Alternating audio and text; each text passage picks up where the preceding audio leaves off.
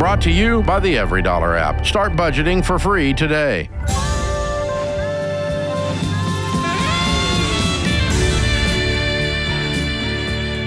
Normal is broke and common sense is weird. So we're here to help you transform your life.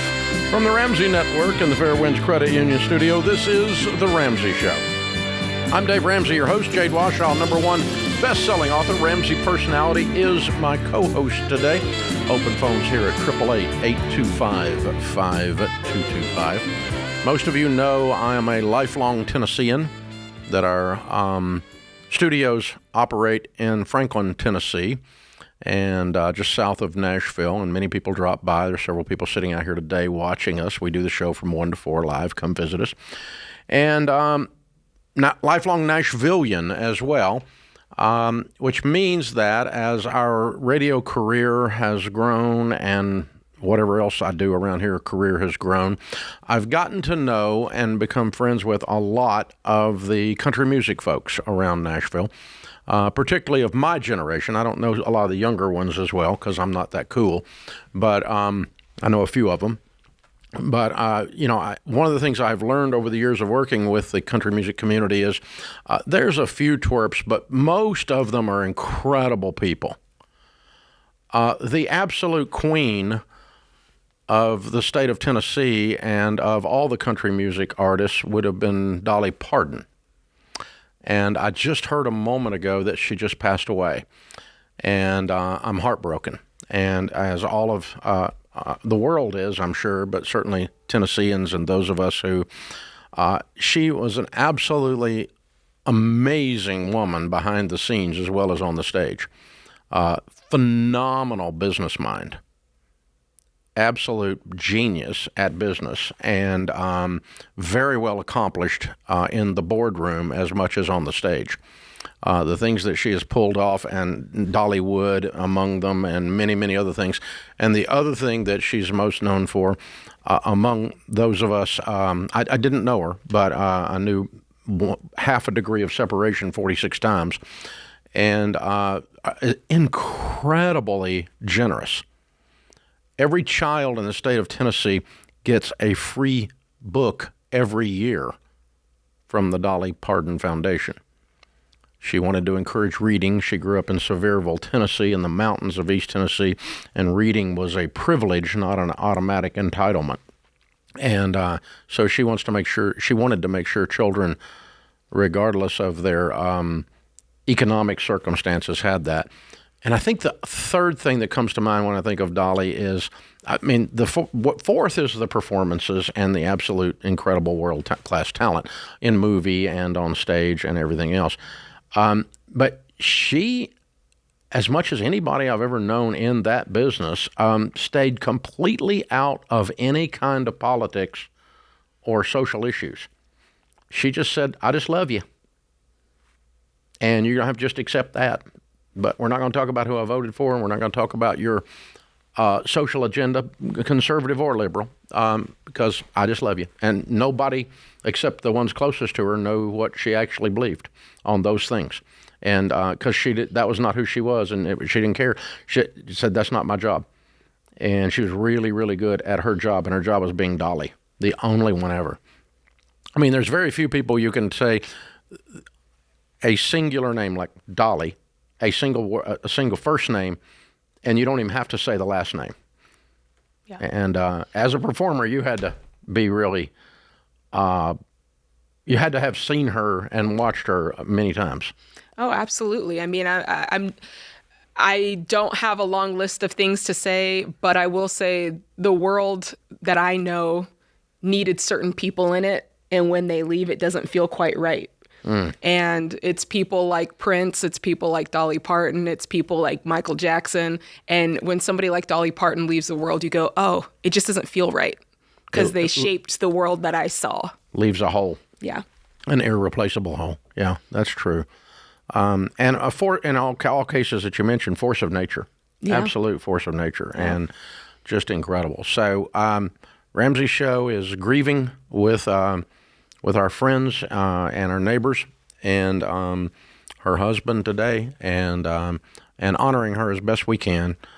from this distance. But wow. She was scheduled to come on here several different times to do books and things that she had coming out, and it just it never worked out. Something would blow up, and at the last minute get changed and everything else. And people ask me all the time, "You've met a lot of people. Who's the one person you have never met?" And I always just say Dolly. Oh, man. And I never made it. So I regret that. And I know so many people that are close friends, and I should have forced the issue, I guess, but I didn't. I regret that at this moment. I can tell you that. So, but anyway, the only way I can drop the name is she lived about 5 miles from me, and everybody knew where she lived. I mean, but just see her. People would see her at the grocery store. She wasn't recognizable. She said it takes about 3 hours to look like this. So that was her line, and so pretty incredible. So, gosh. Makes me want to tear up, but okay. Open phones here at 888-825-5225. By the time some of you hear this, that will be old news, but such is the business that Jade and I are in, and we're going to take the moment on the microphone anyway. Absolutely. Aaron is with us in Nashville. Hey, Aaron, what's up? Hi, how are you guys doing? Better than we deserve. What's up? So I have been Davish for pretty much my entire adult life. Tried to avoid bad debt, only took out quote unquote good debt. And just over the last year, I've finally realized that just the way my mind works, I want to be 100% in on the baby steps. And so part of welcome to the tribe. Thank you. And so one of the mistakes I made, and both of these were relatively recent. And so I bought a home, would have been 3 years ago now, on a 30% or a 30-year mortgage. And I only put 5% down. And so I don't have a ton of equity. And two of the other mistakes I made were a year and a half ago, I bought a brand new minivan. And probably about 6 months ago, I bought a year-old vehicle, and they are both now paid off. I'm on baby step 4, 5, and 6. What are they worth? And so combined, they are worth about $56,000. What's your household income? $180,000. Okay. No, I would not sell them. I would just start working the baby steps and pay off your house. I would keep the cars. You don't hate the cars, do you?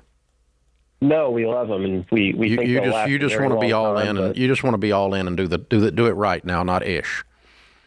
And keeping them is not ish. It goes by our guidelines. You agree, Jade? Yeah, I agree. You make $180,000 a year. We say that things with wheels and motors should not be more than half of your annual income, and so you're under that line.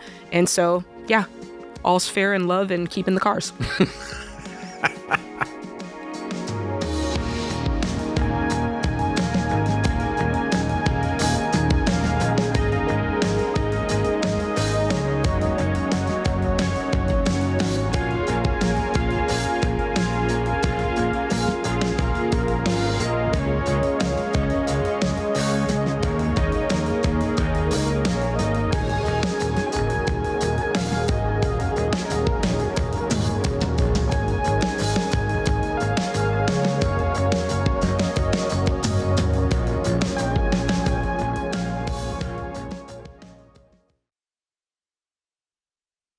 This show is sponsored by BetterHelp. Hey, my friends at BetterHelp just released their annual State of Stigma report. It's full of all sorts of data about why so many people avoid getting the help they need for their mental and emotional health challenges. And here's a data point that stood out to me.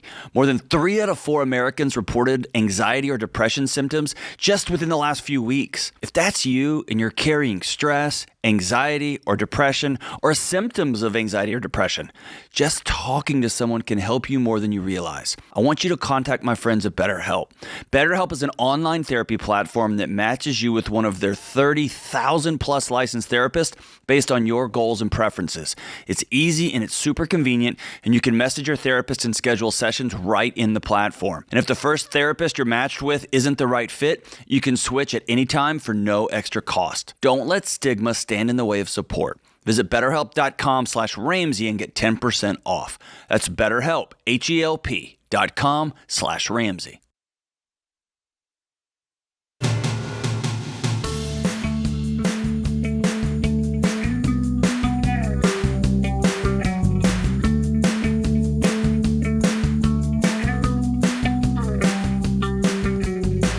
Dean is in Houston. Hey, Dean, how are you? Hey, Dave. How are y'all doing today? Better than I deserve. What's up? All right. So I've accumulated about $100,000 in debt, and I'm wondering if Chapter 7 is going to be the best way to kind of take care of that. It's never the best way. It is a way, and it's a very painful way. When you first start thinking about it and looking at it, it feels like it's not painful. I've been through it, and I wouldn't wish it on my worst enemy. What kind of debt do you have? What kind of is the $100,000? So about $32,000 is hospital, and have $10,000 in student loans. And the biggest chunk of it is from a car accident I got into without insurance. Mm-hmm. And so 32 is 42. So that's like $65,000 or $68,000? And then there's another $12,000 in just another debt. My apartment got broken into, and we just didn't deal with it the correct way. So you did not have insurance on your car? Correct. Why?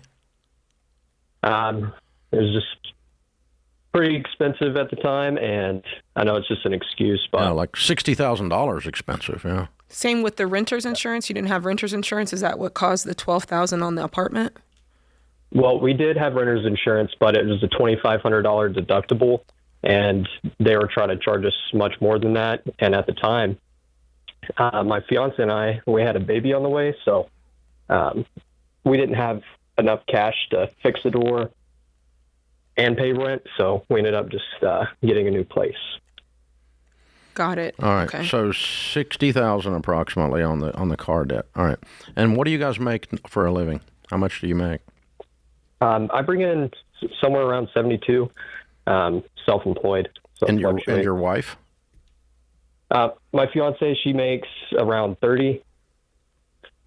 Okay. What kind of self-employed work do you do? What is it? I run a handyman business. Good. Okay, good. That means you can do a lot of that. What about your fiance? What kind of work does she do? She works in health and beauty. What's that mean? She's an esthetician? She's a waxer. Yeah. Okay. When's the wedding? Not sure. I've been kind of stacking up cash right now. I have about $20,000 in cash. Is all this in your name? Yes. Okay. Yes, sir. So none of it's in her name? Correct. Okay. All right. Well, I view bankruptcy like in the same bucket as divorce. You do every possible thing you can to avoid it. And then sometimes you can't anyway. But you try everything. You leave it all on the field. And then if you file, you don't have quite the sense of regret or guilt that you would have if you just file. Okay?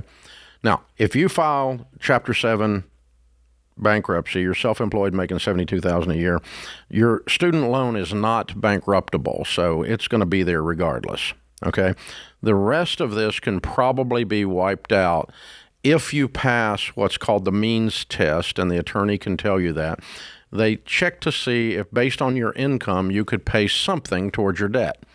If you can pay something towards your debt based on this mathematical formula that's in the legal system, then they will not allow you to file Chapter 7. They will put you into a Chapter 13 where you pay a certain number of dollars, and say you're $100,000, you're $90,000 because student loans aren't in it, are repaid at a 40% rate.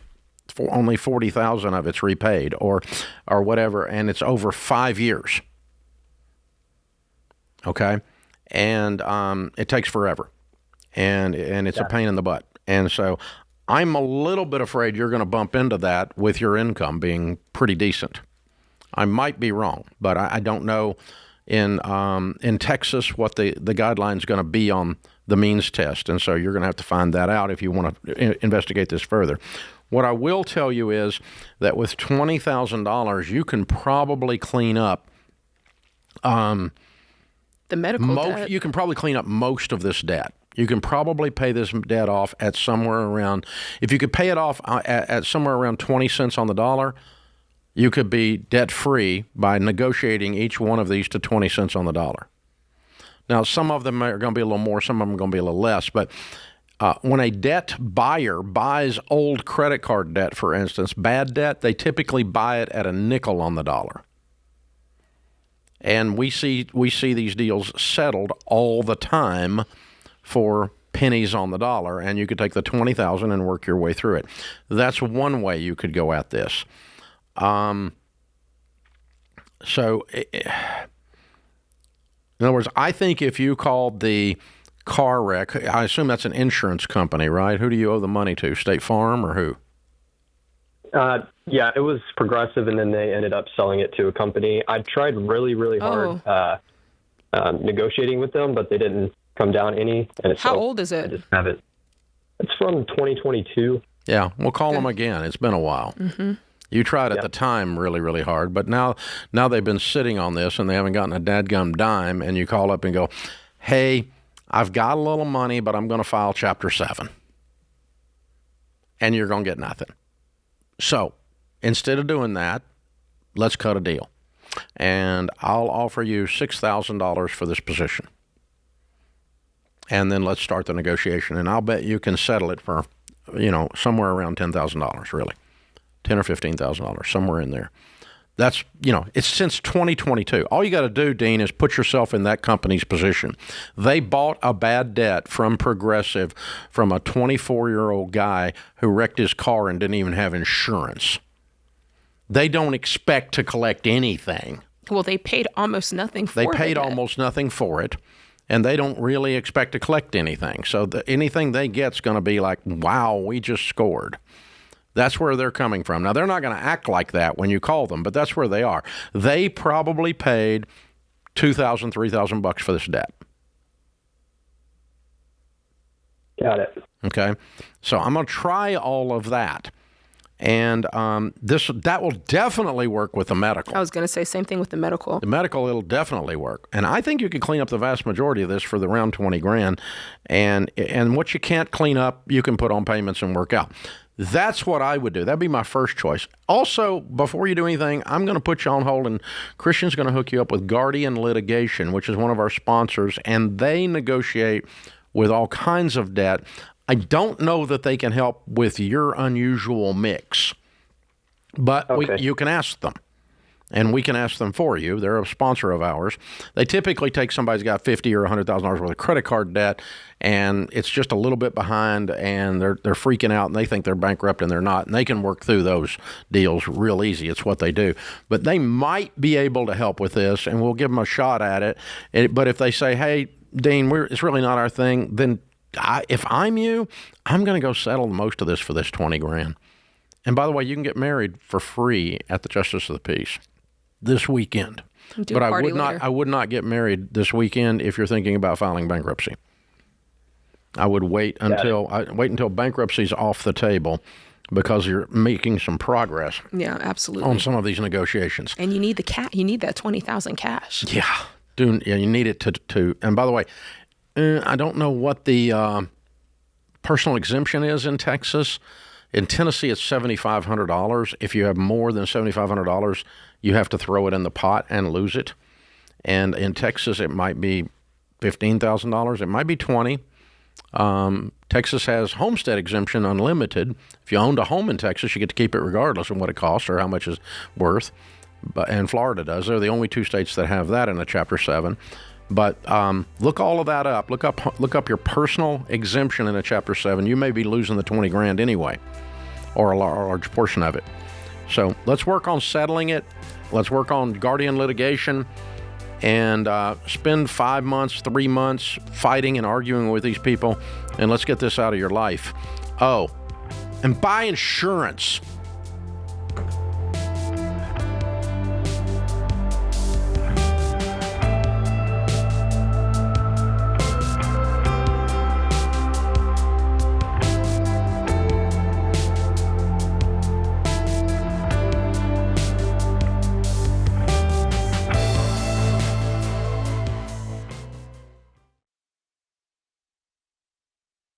A lot of banks are happy to hold your money, but Fairwinds Credit Union helps you make progress. Most people spend years focusing on their financial goals and never stop to ask whether their bank is helping them get there or just holding on to their money. The real goal is building an emergency fund, paying cash for your next car, saving for a home, looking at your finances and actually feeling some peace. That's why I love Fairwinds. Their Smart Bundle gives you up to 10 free high-yield savings accounts to help you stay organized as you save for different goals. Plus, early direct deposit and no monthly fees.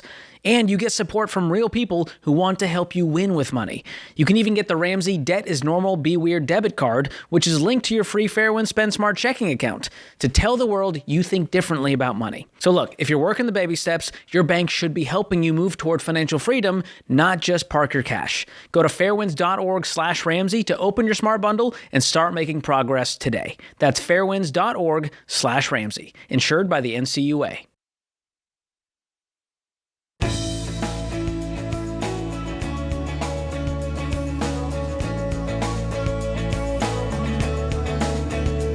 Doing a little poking around at the break because I got curious if I had outlived my usefulness on my memory. So Texas allows up to $50,000 in personal assets. So he gets to keep his $20,000 if he files Chapter 7. That's pretty. And they allow unlimited on your personal residence. So you can own a $2 million home that's paid for, file bankruptcy hypothetically on $20,000 worth of credit card debt, and you'd have to prove that you can't pay it. You have to pass the means test, but you keep the $2 million home and up to $50,000 worth of cash and our personal assets, okay? Now, when I filed in Tennessee in 1988, our personal exemption was $7,500, and that's what I quoted a while ago. That's what I went and looked up. It's been raised to $10,000 now, and the personal, and you can keep up to $35,000 worth of home equity. You'd think it'd be more of a sliding scale based on the amount of debt that they're trying to bankrupt. I don't know. The idea is you get to come out of bankruptcy with something to start fresh. It's called a fresh start concept. Got you. Okay. And so that's where the homestead exemption and the personal exemption come from in a Chapter 7, which Chapter 7 is the atom bomb you drop on your life. And that's that. And it's just nothing left but ashes and whatever your little personal exemption is. And so, what do you get to keep? $50,000 in your home though ain't bad, is all I'm saying. Yeah, it's $35,000 now in Tennessee. Yeah. But in Texas. So in Texas it's unlimited, $50,000 in personal. So $50,000 in cash and unlimited plus on your the home. Yeah. And Florida is unlimited on your home as well, as long as you've owned it 1,215 days for 3 years. In other words, so that was weird. I'd never seen that before. But yeah. So if you've owned your home, it has a couple of other little guidelines on there in Florida, but all other states have something like Tennessee where you get to keep a certain amount of equity. So when we filed, I think we had about $25,000 worth of equity maybe in our home, and we got to keep, our furniture that would have brought $2,000 at a garage sale, but because that's all that was left. Everything else was already gone by the time we filed. We'd sold everything trying to not file bankruptcy. And we were so scared we couldn't breathe. But yeah, we kept that home. But you have to re-sign for the payments. You don't get to waive the mortgage. So I got to reaffirm the debt on the house and kept the mortgage. Wow. And started with nothing, basically. I mean, $10,000 or $7,500 is basically nothing. And so start fresh again. That's the idea behind it. So interesting. Very interesting. That is very interesting. So when you think about bankruptcy, folks, you need to understand you may have seen the stuff. Sometimes it pops up on the internet. I used to see the list before there was an internet. 10 things that if you have more than 2 or 3 of these things in a 24-month period of time, you're probably going to be in the hospital. The 10 huge tragedies of life, So divorce, loss of a child, loss of a parent, bankruptcy is on that list. And so you're entering into the list of one of the most serious things that can happen in your life. And so it's not to be taken lightly. And we don't tell people to file bankruptcy on this show. We give you 5 ways you can avoid it. And we say, I understand. We're going to love you whether you file or you don't file. sometimes if it's a ridiculous situation, we'll tell you yell not at you, to, yeah. but for your own sake. But, if you owe $6,000 and you hadn't had a job in 2 months and you want to file bankruptcy, I'm like, dude, it costs $2,000 to file bankruptcy. It's just stupid. Go get a job. We're just going to get all over you, right? For your own sake. So the trick is the bankruptcy relieves the pressure today only. It does not fix the problem in your mirror. And I would imagine it just sucks the confidence out of you. Oh, it man. sucks the spirit out of you. Man, I was not only broke, I was broken. Yeah. But it was a spiritual thing with me as well. I can imagine. As well. So it took a while to rebuild after that. And, but yeah, what it does to your relationships and what it does to everything else. And, you walk down the street, you see that person that didn't get paid, all that kind of stuff. And that stuff happens. All right, Catherine is in Fort Worth, Texas. Hi, Catherine. How are you? I'm good. How are you? Better than I deserve. What's up? Okay, in a nutshell, my question is just how do I go about compromising with my husband in our budgeting when it comes to tithing?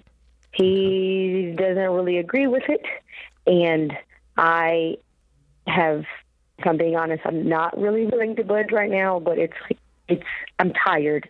It's a monthly argument, and I'm just like, okay, I'm over this. Tithing typically comes from someone that's an evangelical Christian or Orthodox Jewish.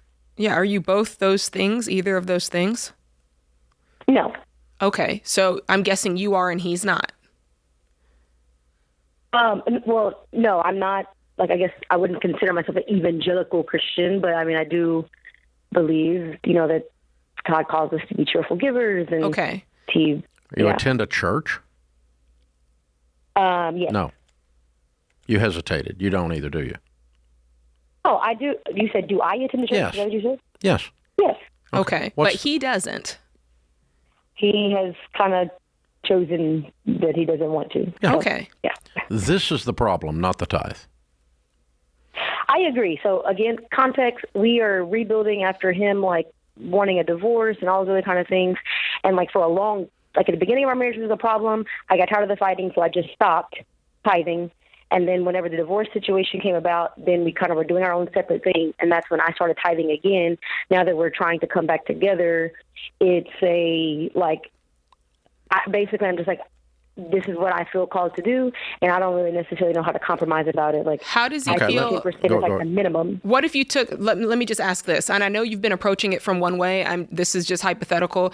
If you had said, "I'd like to give some money to this charity or to this foundation," how would he have felt about that? Just general charitable giving, not tied to something that has a religious base like tithing. How would he have felt about that?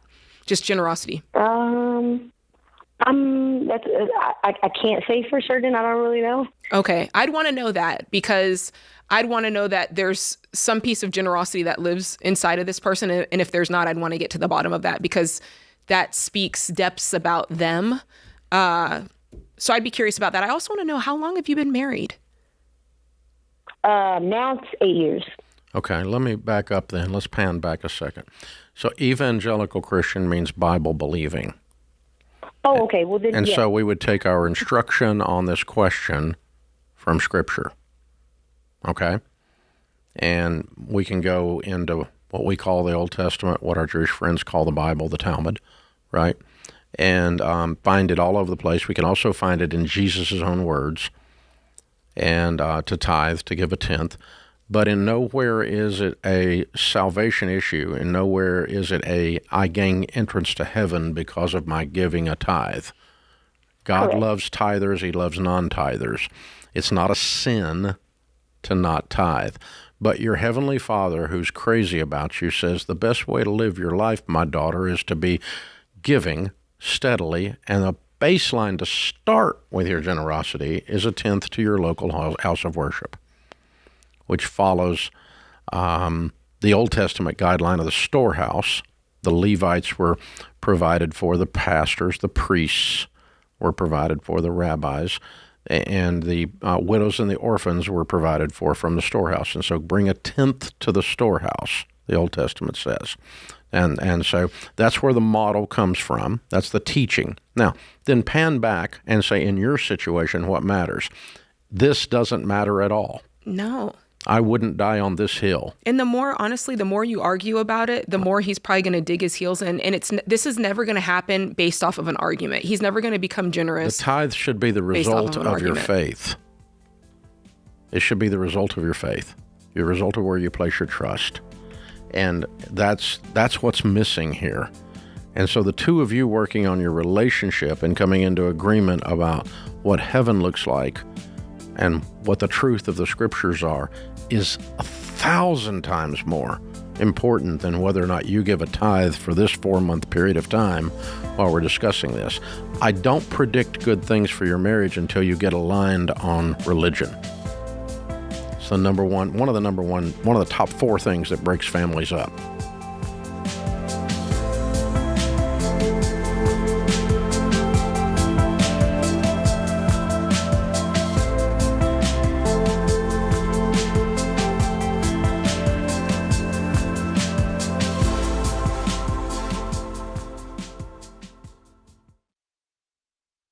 Hey, what's up, guys? It's Jade. Back to school season is here, and that means you've already got enough on your plate between dropping the kids off at school to taking them to practice, or maybe you've got a kid driving off to college. Either way, you rely on your vehicles to keep life moving. That's why I trust Christian Brothers Automotive, because the last thing you need is car trouble. And one thing I really like about Christian Brothers is their digital vehicle inspection. They show you exactly what their technicians see, so you're not left wondering what's wrong with your car or whether the work is actually needed. You get honest recommendations, repairs you can trust, and the confidence that comes from knowing what's really going on under that hood. Think of it like a report card for your vehicle. And the best part is, every repair comes with their nice difference warranty, 3 years or 36,000 miles, whichever benefits you more. Give yourself one less thing to worry about this school year and go to cbac.com/Ramsey to schedule your service and get 10% off your visit. That's cbac.com/Ramsey. 10% off up to a $250 value. See store for details.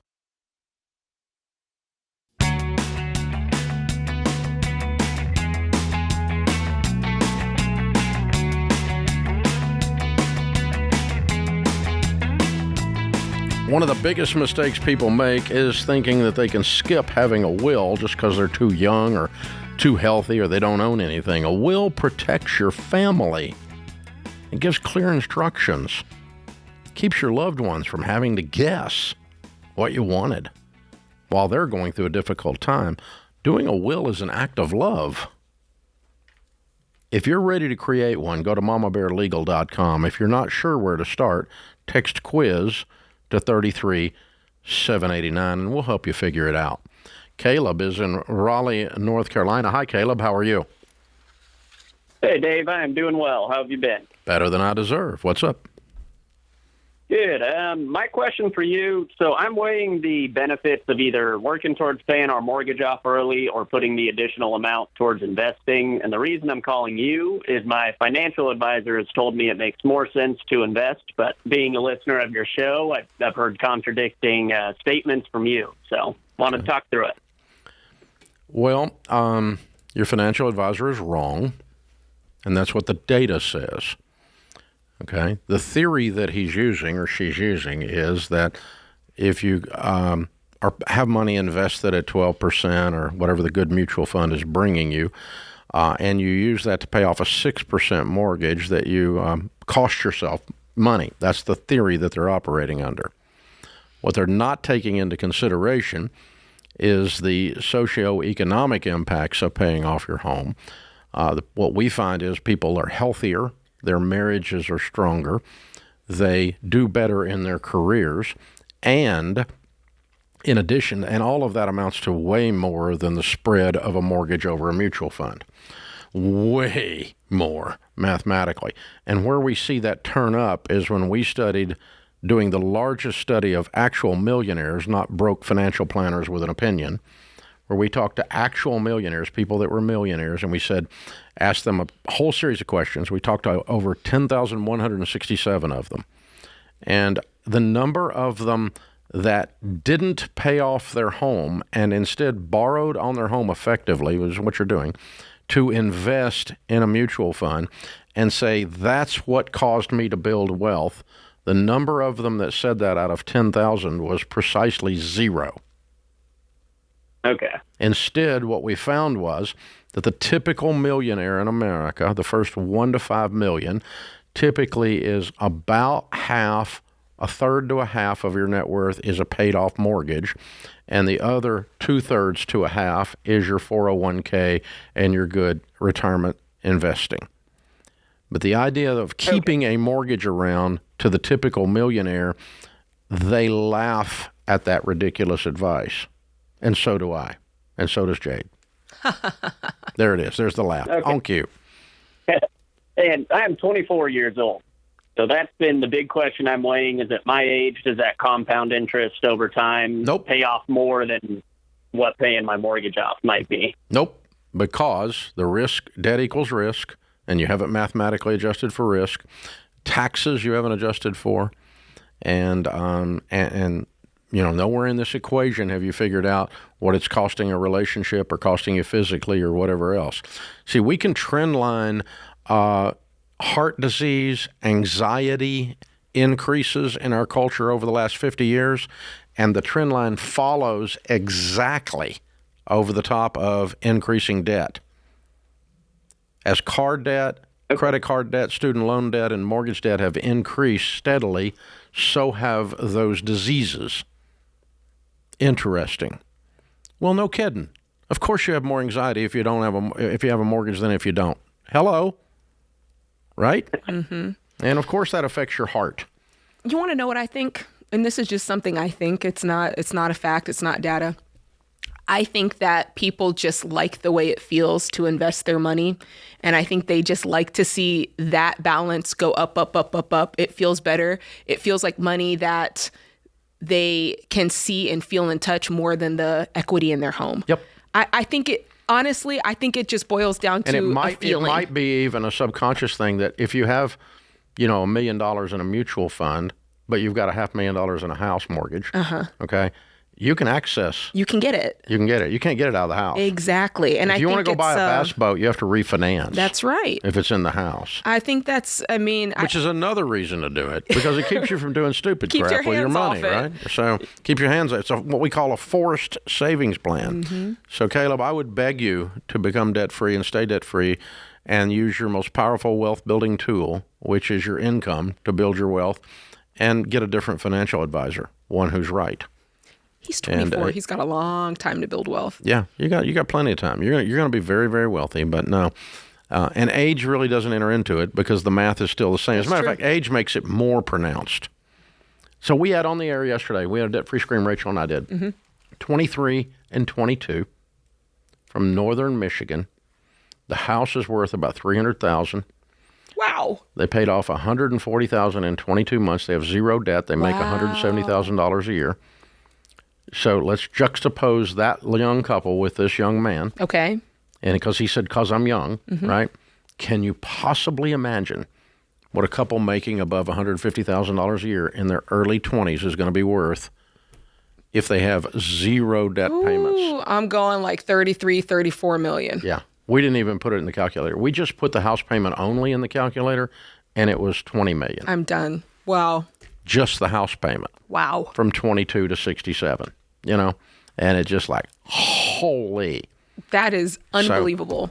So, but what we're not doing there is paying, worrying about what commission my financial planner gets. That's which they don't get commission on paid off mortgages. That's a good point. Things that make you go, That's a very good point. Now, honestly, most of them don't give the advice because they're greedy jerks and want to get commission. That's really not what happens. Truthfully, I'll defend them. Most of them just give this advice because they're trained by an industry that's wrong. I mean, the financial planning business is a bunch of lemmings. Do y'all know what that is? Little rats that run in herds, and they will all run. They will all run off the cliff together. They follow each other like a herd, like the hogs when Jesus removed the spirit from them, and the whole herd ran over the cliff. That's the financial planning business. Whatever one of them does, they all do. And then they declare it to be absolute by God truth, and it's most of the time not.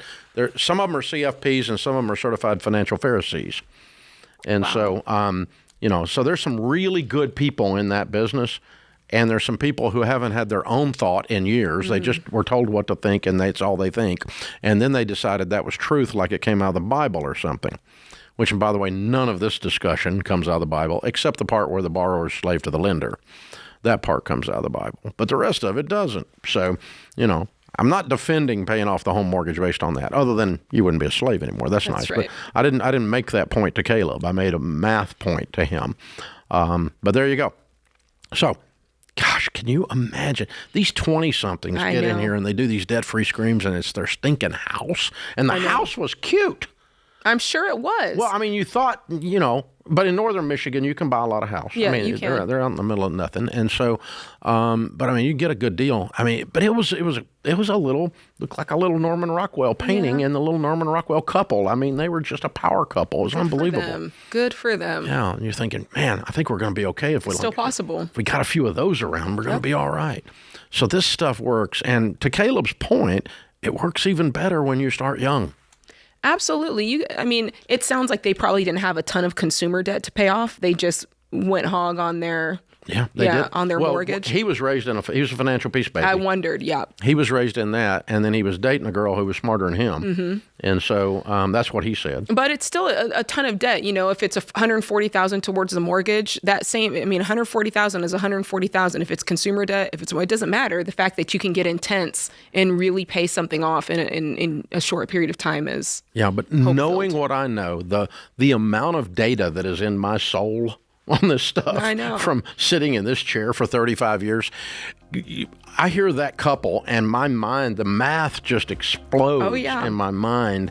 What's going to happen to that couple? And their family tree. And I don't have any data to back up, the hard data to back up the health effects and the relational effects. What percentage of people never get divorced that don't have debt versus the people that have debt? Wow, that's interesting. Because divorce is grand. I mean, marriage is grand, but divorce is $50,000. So, I mean, if you split your assets every so often and start over, it's hard to build wealth.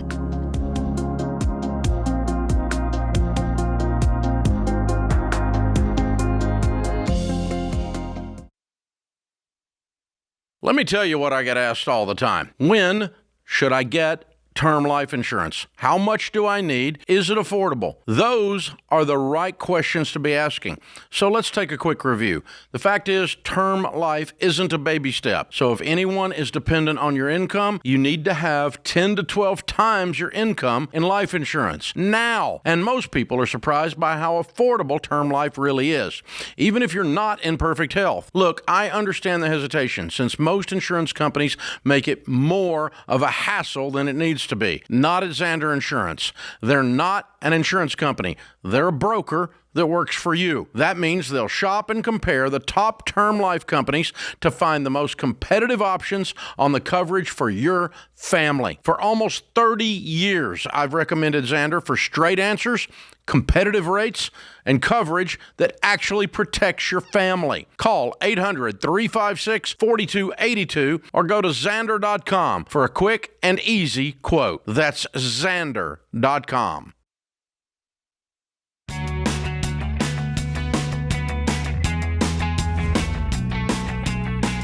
Welcome back to the Ramsey Show in the Fairwinds Credit Union studio. Jade Warshaw is my co-host today. I'm Dave Ramsey. Sal is in New York City. Hi, Sal. How are you? Hi, Dave. Hi, Jade. How are you guys? Better than we deserve. What's up?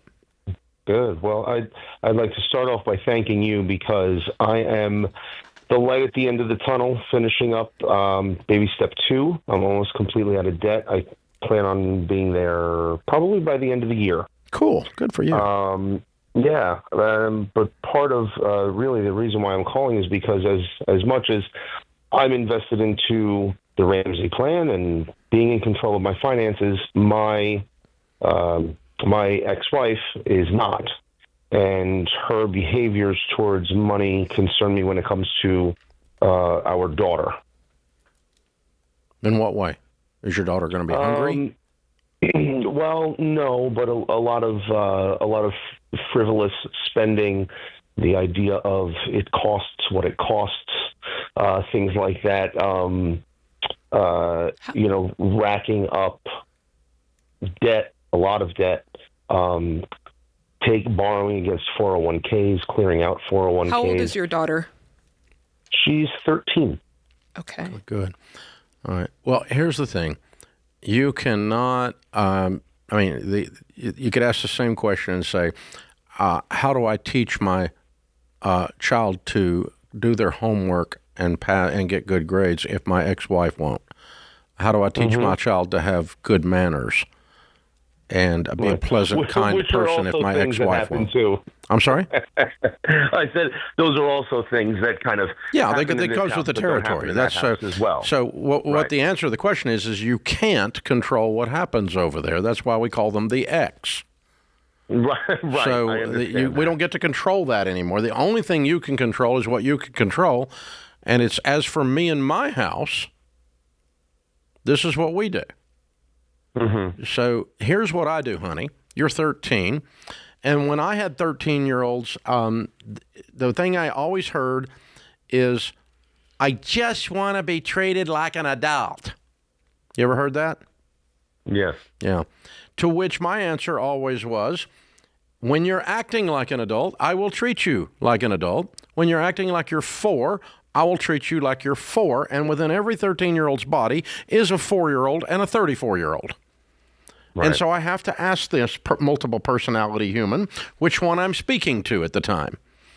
Okay? If I'm speaking to the adult version of you, I'm going to talk to you like I would my best friend and say, honey, here's what I'm doing and why that makes sense. I'm going to always be generous. I'm going to always live on a plan. I'm going to always be living on less than I make. I'm going to always be investing. I'm going to avoid debt. And I'm going to enjoy some of my money that I pay cash for things only. I do not take on debt. You will not find chaos and anxiety at our house over here because that's the way I live, and that's how I would love for you to live because I think it's going to cause you to be the best person ever. If you're 4, I'm just going to tell you no. Easy. Right. And I don't have to explain it because you're freaking 4. And just too, there's part of this that's gonna have a delayed effect because at 13, she's not gonna necessarily see how things end up, but there's gonna be a day where she's 23 and she's gonna think back and go, oh gosh, my dad, these are the things he taught, and I can see the results of that and how he's living today and what his demeanor is, how our relationship is. And then she's also gonna see the results of what your ex is doing, which is she probably is gonna end up with more debt. There's gonna be more stress, more strain on the relationship. So let it take its course. Let the learning and what she's learning take its course. You're not going to see the result of it today or even next year or. Yeah. So honestly, if I can, I'll ask them, am I speaking to the adult version of you? If I am, then let's talk this through, and I will use persuasion and my tone of voice and use logic and explanation and data and spiritual guidance and those kinds of things like I would with an adult. But if I'm talking with a 4-year-old that's having a hissy fit on the cereal aisle, then the answer is just no. And I'm not negotiating with a rational human being at this point. I just have to pick them up and leave the store. Right. Yeah, I recognize with this, Jade, like you said, it's the long game. Yeah. It is. It is the long game. And the persuasion when you say it to a 13-year-old about anything, premarital sex, studying, brushing your teeth, how to talk to boys, what position to put yourself in, all these kind. The 13-year-old is going to listen some, and some they're not going to listen, and then you're going to get some hard lessons that'll come with that. And so, but the only thing you can control, I wouldn't put an ounce of my brain calories on what happens over at the ex's. And if she brings that up, you just go, your mom's a great lady and she can do whatever she wants to do over there. And what we do over here is this. I usually, I'm sorry, Dave. That's okay. Go ahead. You're fine. No, I was just going to say, I try to, keep, emotionally or any kind of thought or feeling towards whatever's going on over there. Not my monkeys, not my circus kind of a thing. And that's typically what I do with that stuff. It's just where, certain instances come up, something like, that happened today, where it's like it hits in my brain where it's, what is my daughter really learning, or from that influence. Bad things. And I don't Bad want things is what she's learning. Bad, right. Right. Things that are not going to be helpful to her. That's what she's learning. And the only chance you've got to offset that is by pouring good, clean water into the glass, so that if it displaces the other stuff out of the glass. Yep. And that vessel being one precious 13-year-old. And Rachel says what Jade said is caught than taught. I'll send you a copy of the book Rachel and I did together. It was her first #1. It's called Smart Money, Smart Kids, How to Teach Kids How to Handle Money. It's a parenting manual on that. And it'll help you. You'll love reading it, and it'll help you. You want to teach them to work. You want to teach them to save. You want to teach them to give. You want to teach them to spend wisely. And you want to teach them to give, save, spend, and work. That's it. Yeah, give, save, spend, work. Give, save, spend, work. And that's what adults should learn, by the way. Most people can't do all 5 of those things either. Give, save, spend, work. Give, save, spend, work. Work, give, spend, work, give, spend, work. Save. Yeah, I mean, that's it. That's it. It's over and over, right? Yeah. Yep, that's right. Get stuck in that. Yeah. I mean, the other thing. Great question, by the way. It's a good question. And then, so frustrating. I don't have kids 13, but I've been 13. And so I feel like that's my perspective on this.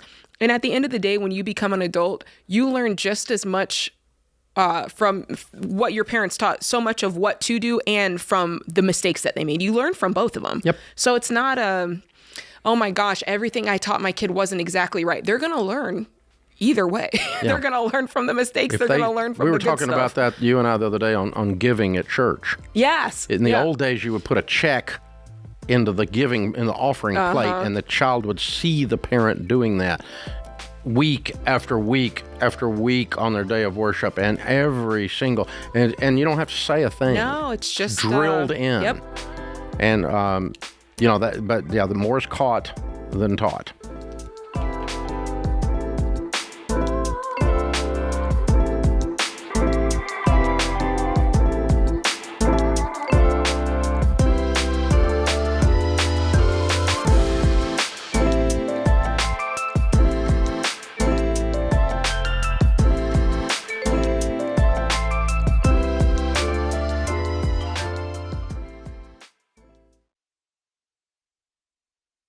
Hey guys, it's Rachel Cruz. If you're working the baby steps, every major expense deserves a second look. And healthcare is one of the biggest expenses in most families' budgets. And that is why I recommend that you check out Christian Healthcare Ministries. CHM isn't insurance. It's a health cost-sharing ministry. That means members help pay one another's medical bills, and they've been serving Christians since 1981. CHM programs start at just $115 a month. And here's why that matters. If you are paying more than you need to for healthcare, that money could be going toward paying off debt, building your emergency fund, or reaching your next financial goal. And your monthly cost isn't based on your medical history or where you live. Y'all, a lot of families find CHM gives them more room in the budget. That's why so many members say they're better with CHM. And right now, new members can receive a 50% credit towards their first month of membership. Go to chministries.org/budget and use promo code Ramsey. That's chministries.org/budget and promo code Ramsey.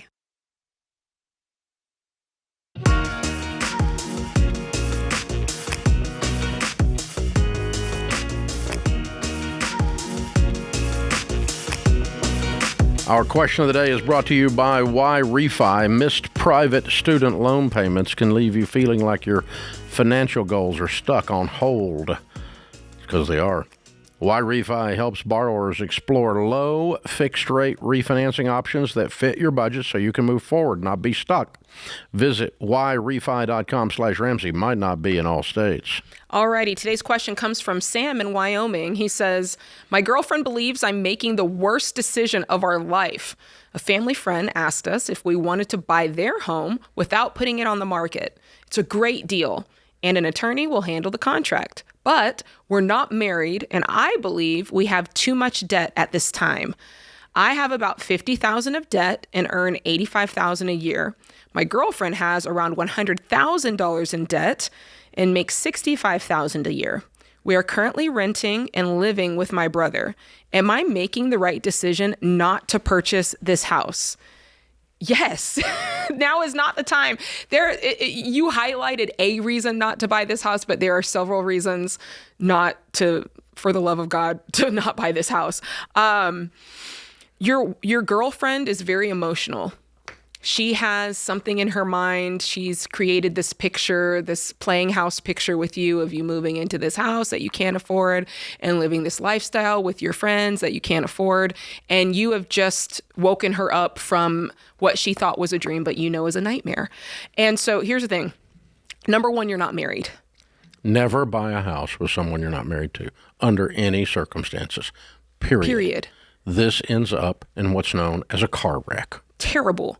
Number two, and you highlighted this, the debt, $150,000 of debt between the two of you. No money saved because you didn't mention it, and I feel like you would have mentioned it if you had it. And you're living with a brother, so you don't even have a place of your own. There is no foundation. There is no financial security in this relationship at this point. And for those reasons, I'm out. So what I would do if I were in your shoes, and this would be the order of importance that I would do this. Today, since you're the one who wrote in and you're familiar with our principles, if I were you, I would start tackling your debt. I would start working our plan, the 7 baby steps, and I would start sharing that information with your girlfriend so that she can do the same. And then when the time comes and you guys, if you do decide to get married, I don't know if that's in the cards. If you decide to get married and you still have a little bit of debt, now you can work together and combine your money as married people and actually pay off your debt, save up some money, and then save up a down payment. And then when the time comes, you can purchase a home the right way. But that day is not today, and it's quite far in the future. The problem with real estate is everyone says to buy real estate. It's a great deal. Almost no one says don't buy real estate. You ought to buy a house, buy a house, buy a house, buy a house. And a young couple, buy a house, buy a house, buy a house, buy a house. Get out of my house and go buy a house, buy a house, buy a house, right? That's what the brother's saying. Yeah. And it's a family friend. I'm going to give you a deal. Buy a house. What's wrong with you? You're crazy? You got to buy a house. You got to buy a house. You got to buy a house. It's almost as if you're a renter, you're going to hell. You're not. Real estate has no middle ground. It is either purchased properly when you are in a proper situation to buy it and it becomes a blessing. Right. Or you're going to screw yourself over and it's going to take you a decade to get out from under this bad idea called a real estate purchase. Well, you left a part out because the number one thing is everybody's saying buying a house. But the number two part is when you see a house, you think that's the only one. Yeah. You think it's the only deal you'll ever get. Yeah. The only one with that floor plan, the only one with that, and whatever. As a person who's been in the real estate business off and on most of my life, I laugh at that. There's a stinking house on every corner. Oh, but it's a great deal. There's a deal on every other corner. But look at the yard. Yeah, well, it's got grass. You're killing me here. I'm sorry. It's a stupid house. Don't ruin your life. Real estate is a horrible purchase when you're not ready. And you're not ready because you're not married. And you don't have any money. And you're not married because you're broken in debt. Now, if you want to buy a house as a single person without your girlfriend, that's okay. But do not buy a house with your girlfriend or boyfriend. Stupid. All kinds of really bad things are going to happen when you do this. Yeah. So, Sam, you are right. Please stand your ground. And if it means that this young lady runs away, well, that might not be a big loss. It may not be. And I can't stress enough to have $100,000 of debt or whatever consumer debt and to rush into buying a house, putting as minimal down as possible, having a payment that's way too much. Yes. You don't get hammered. Please don't do this. You're right, Sam. We're on your team. Timothy is in Los Angeles. Hi, Timothy. What's up? Hey, Dave. Hey, Jade. How are you guys doing today? Better than I deserve. How can we help? So, just to be succinct, I'm calling you because my parents probably wouldn't. I am 19 years old, and my parents make well over 6 figures every year, but we kind of find ourselves living more or less paycheck to paycheck. And I'm going off to college in a month, and that brings one big payment at the end of September with it. And so I'm kind of calling just to ask, like, how do I get my parents on board with a total money makeover and get their like hearts into it? You don't. Just for the number of parents that listen to a 19-year-old is almost zero.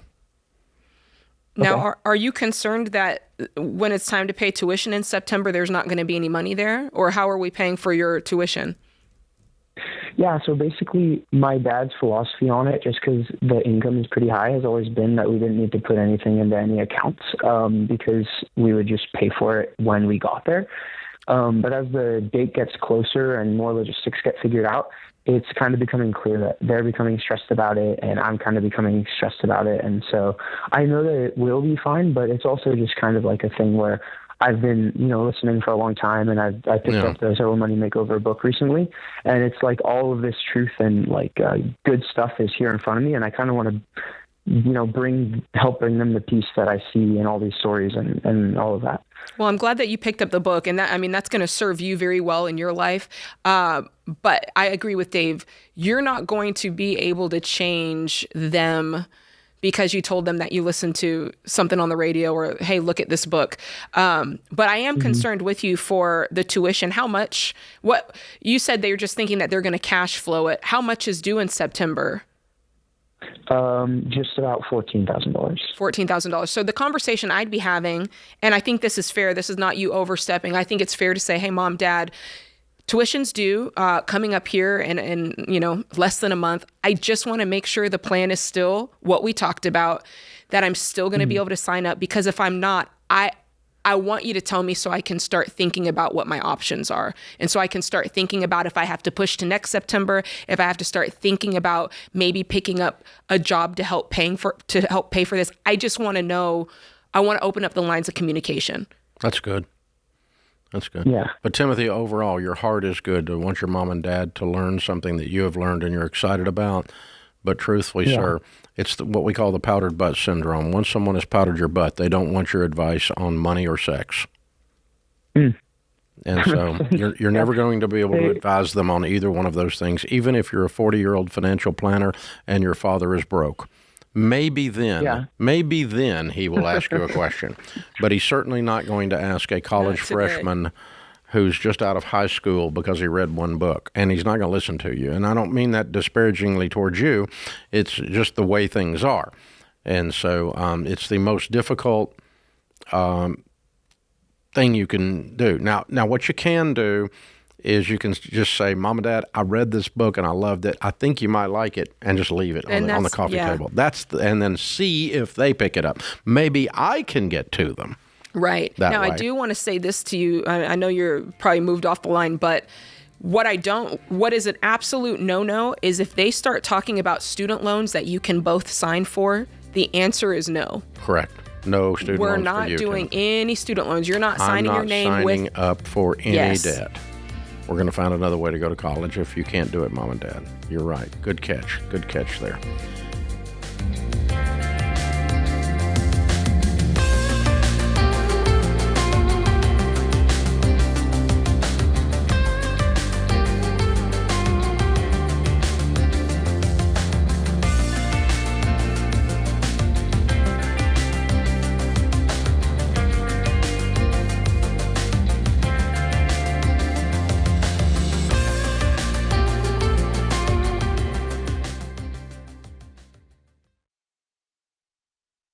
Hey, George Camel here. Listen, if you're behind on debt payments and drowning in debt, I already know what you're thinking. I can't afford a lawyer to help. And honestly, that's exactly what creditors are counting on. But here's what most people don't know. Guardian Litigation Group doesn't work like a traditional law firm. There's no massive retainer, there's no hourly billing that costs more than the debt itself. Guardian is a law firm built specifically for people in default, behind on payments, or staring down bankruptcy. And their model is designed so people in that situation can actually access real legal protection. From day one, you're assigned an attorney. If a creditor sues you, you have someone who can actually represent you, not a call center that isn't built to defend you when things escalate. The best path out of debt is still doing it the right way. Budgeting, working the plan, changing the behavior. But if you've already hit a wall and you need real help, Guardian delivers. Their attorneys have settled over $600 million in debt for more than 55,000 people. So go check it out for yourself, guardianlit.com/Ramsey. That's guardianlit.com/Ramsey. Attorney advertising. Results may vary and no specific outcome is guaranteed.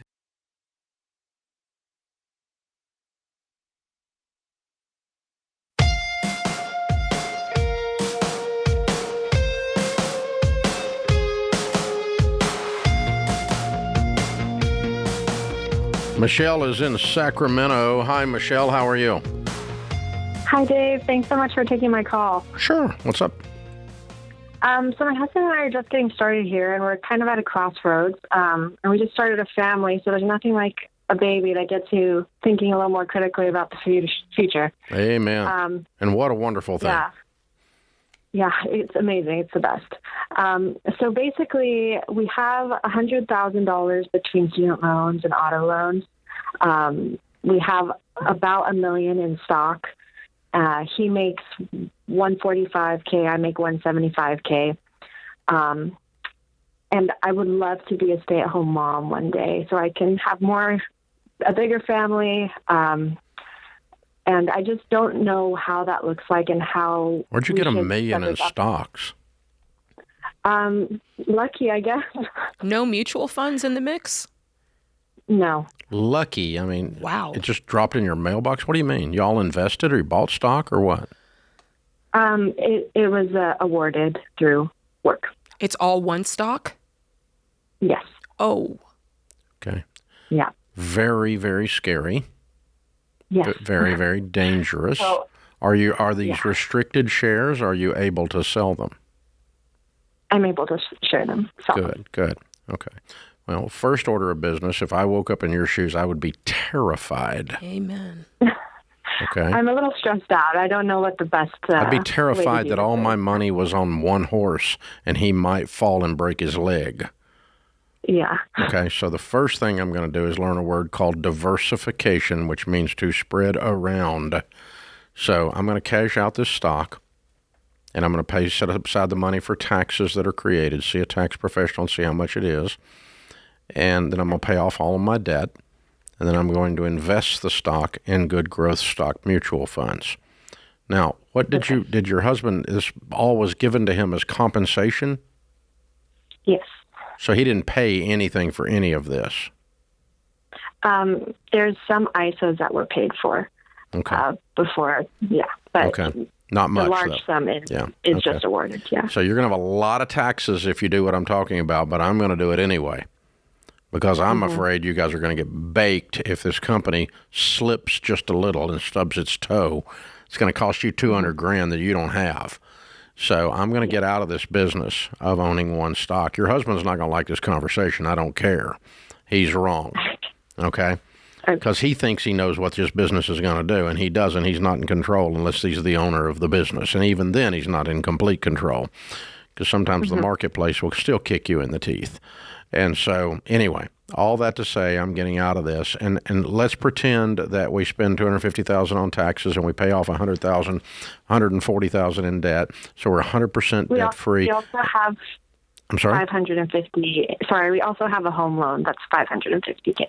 Oh. Sorry, I should have brought that up. That's okay. Yes. All right.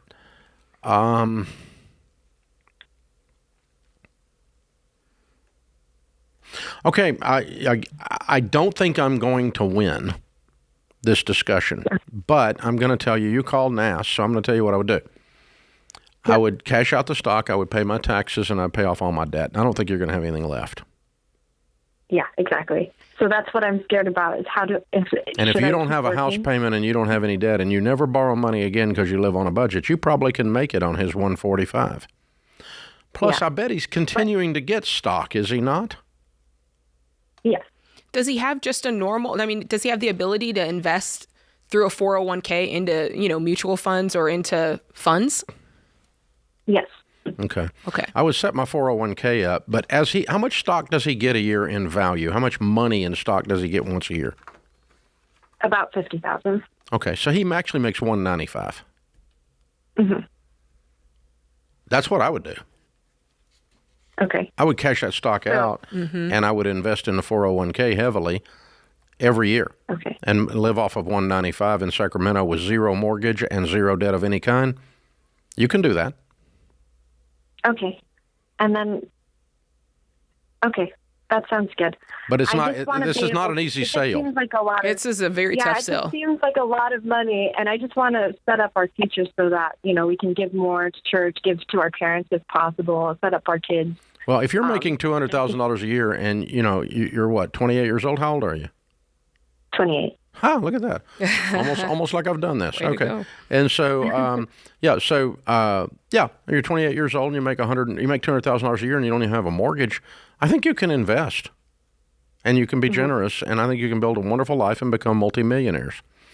And that's the way I'm looking at this. I think you own way too much of one company. It's very, very, very dangerous. Yeah. Does he at least share your fear in that? Nope.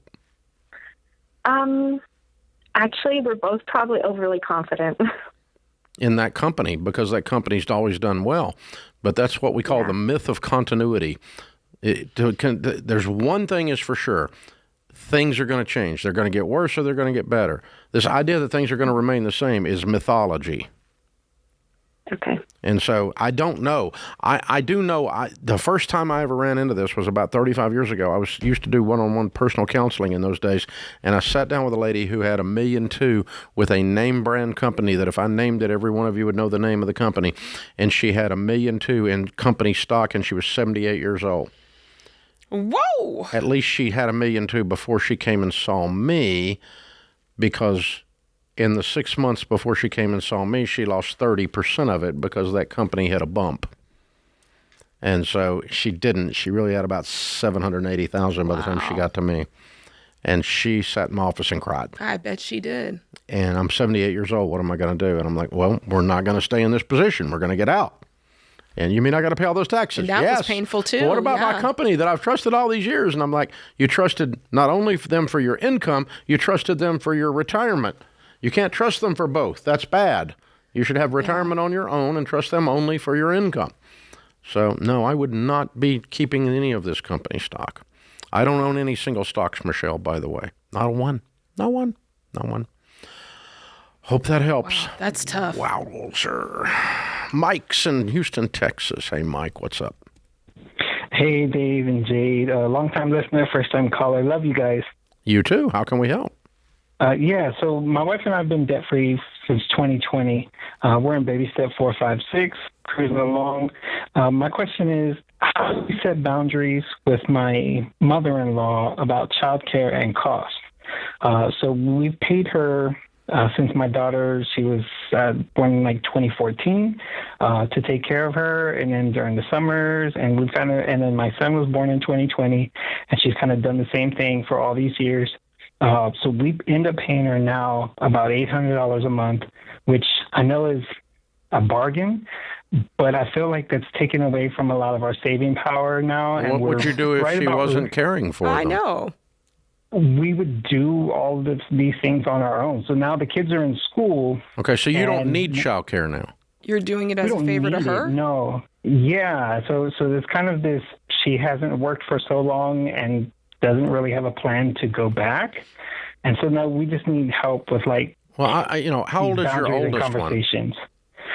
She is 12. Okay. So, well, this is one of those things that because you didn't deal with it when you should have, it's going to be harder to deal with it now. Yeah. You've made a bigger problem by not dealing with it when it was a little problem. Mm-hmm. So now I don't know how this is going to go, but I'm going to sit down with her and no kid around. You and your wife sit down at the kitchen table and just say, Mom, we're thinking about changing the direction of the child care. We don't really need child care. How can we help you make a transition? What's a reasonable plan? Yeah, I think that's fair. I don't think that's you being the villain at all. The kids were going to grow up and outgrow the need of that. I mean, what are you going to do in 6 years anyway when Absolutely. the 12-year-old's 18, right? Absolutely. So, exactly, yeah. You know, so we need a plan, and it's been wonderful. It's been a great season, and it's been a blessing to you, the money has, and you've been a blessing to us and to the kids. So we want to make sure we do a gradual transition that doesn't harm you, but we need to work on a transition. What do you want to do, and how can we help you? That's okay.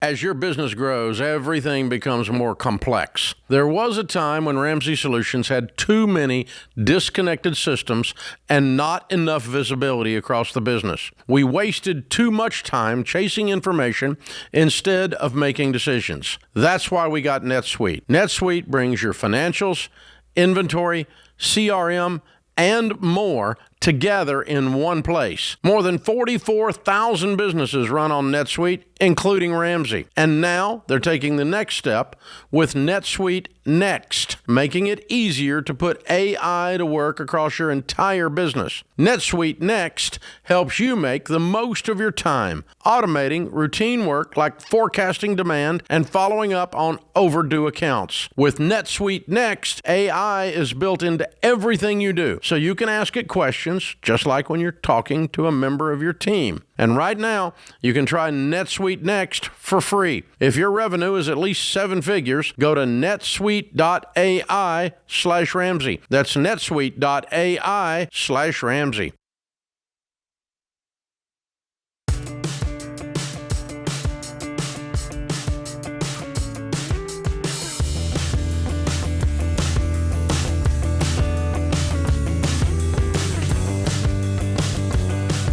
If you're working the baby steps, the best and fastest way to do it is by using EveryDollar.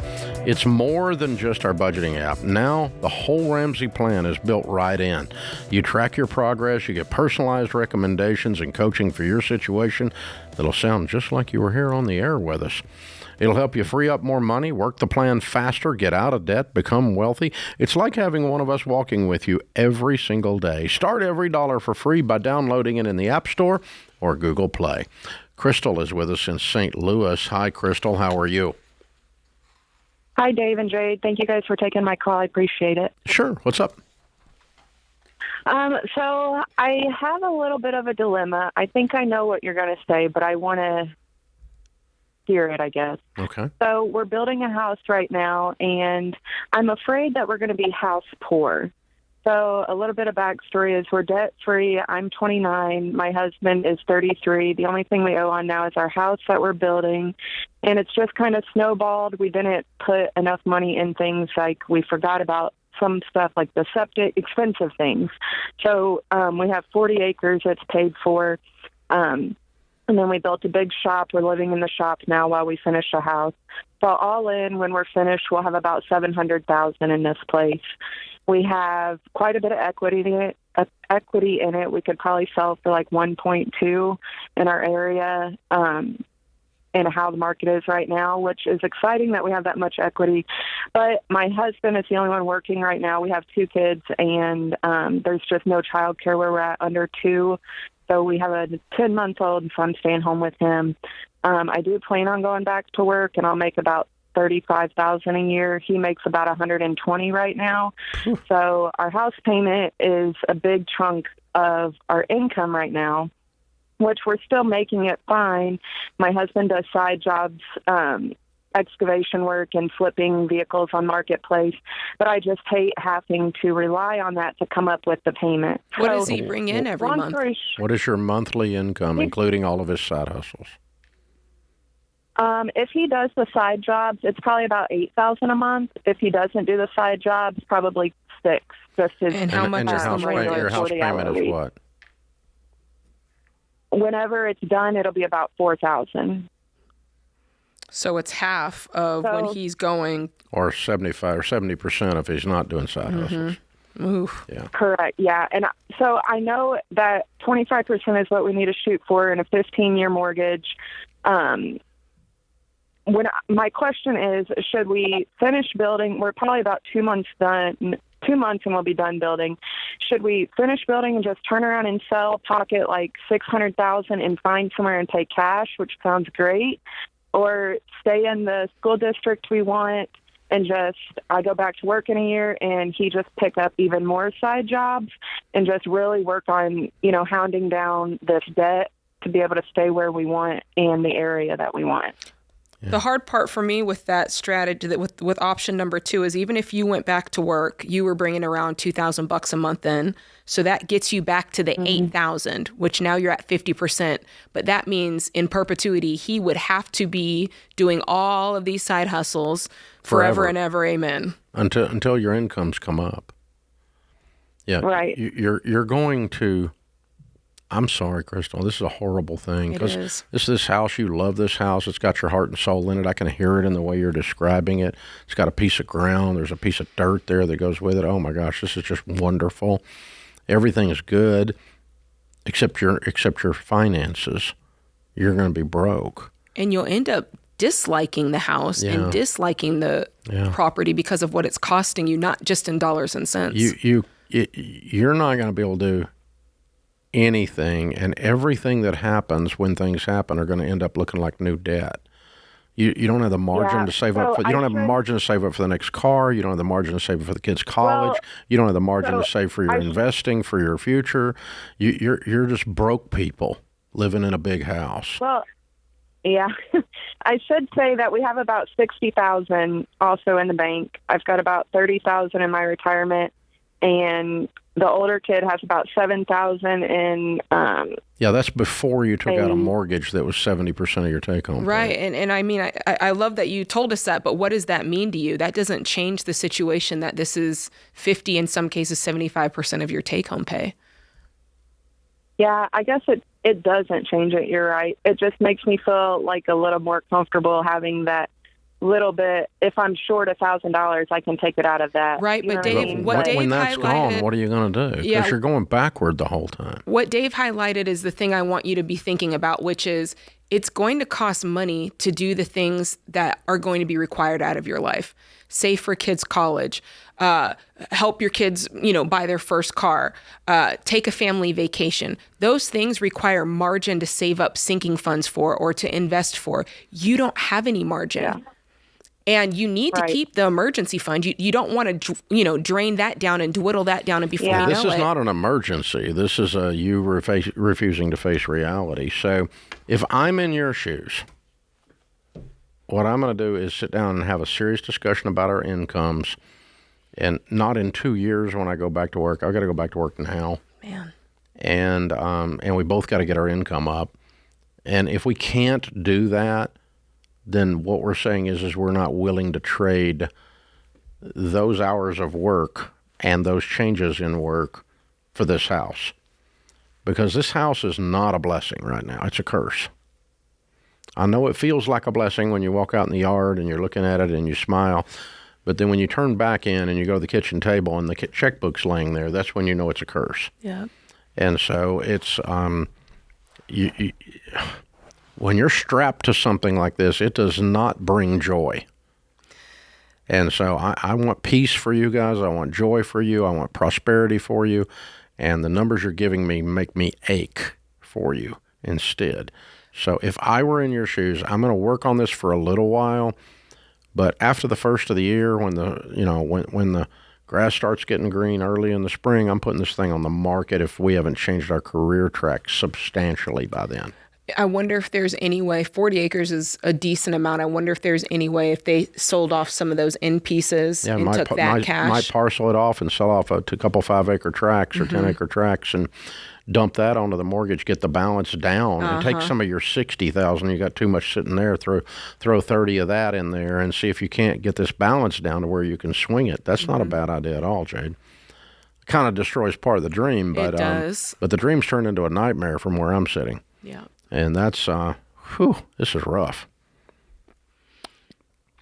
So there was an old book out years ago that Dr. Stephen Covey put out, and it was made famous because it was kind of like the Total Money Makeover. It stayed on the bestseller list for like a decade. There are several books that have done that. Men Are From Mars, Women Are From Venus. Do you remember that book? I've heard of it. It was on there for about 8 years. Yeah. Same thing. Strange little book. But yeah, it was. There's books that hung out on the bestseller list for years and years and years. Atomic Habits is most recent, is a great book a friend of ours wrote. And but the book was The 7 Habits of Highly Effective People. And one of those habits was to begin with the end in mind. Crystal and her husband violated that rule. They just started building. Whoopee! And then they discovered they needed a septic tank. And then they discovered they needed like a water line. And then we needed shingles for the roof. Didn't think of that. Yeah. And horrible, horrible planning. It's kind of biblical, though, too. That scripture that says... Begin with the end in mind. Oh, yeah. About about starting a tower and not counting the cost. Yeah. And then they look at him and say, look at this guy. He started building a tower and he can't finish it. Right. Jesus said, don't build a tower without first counting the cost, lest you get halfway up and you're unable to finish. And all who see you begin to mock you and say, this man began to build and was unable to finish. Begin with the end in mind. And so this is a mistake that a lot of people make. Crystal's not a bad person. Her husband's not a bad person. They just violated a basic concept of strategic thought, and it will burn your butt. And it'll put you in a place where you have pain in the long term, or at least in the short term. Selling this house on the short term is going to be painful. Selling off some of that acreage is going to be painful. Keeping it is going to be very painful.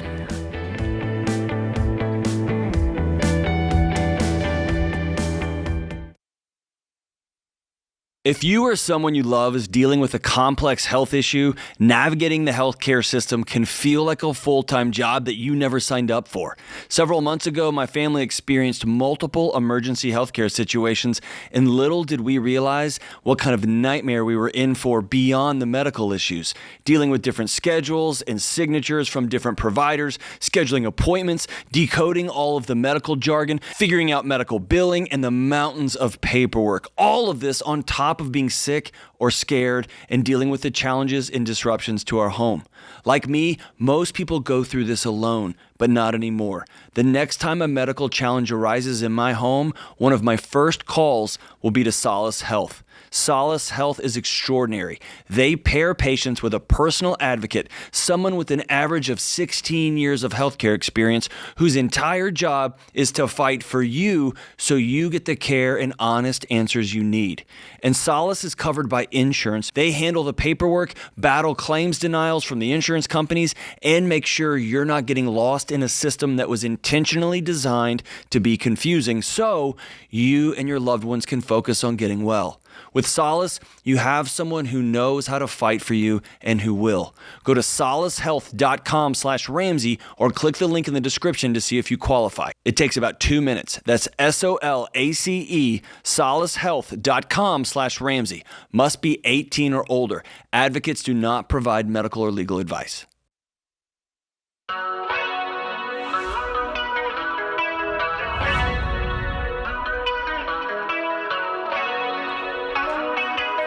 Welcome back to the Ramsey Show in the Fairwinds Credit Union studio. Scott is with us in Phoenix. Hey, Scott, how are you? I'm doing good. How you doing, Dave? Better than I deserve. What's up? Me too. Love that saying. Well, we're kind of in a predicament. We've got a data center that's going to be built within about 400 yards of our house in the neighborhood, and we're just wondering, what would Dave do? We've got our primary home is paid for, which is worth about probably around $600. We've got a house that we just inherited that is just closing, which is we're going to net probably about $416 out of that, and then we've got a mountain house up in the woods that's worth about right around $600 as well. And so we're your primary residence was 400 yards from a commercial zoning. That's what they said. It's commercial, and now they're putting an industrial million square foot data center on it. Yeah, but I mean, the point is they could have put a warehouse there anyway. Absolutely. So you're 400 yards from it. You're 400 yards and have always been 400 yards from an industrial/commercial area. Yeah, it's been zoned commercial commerce.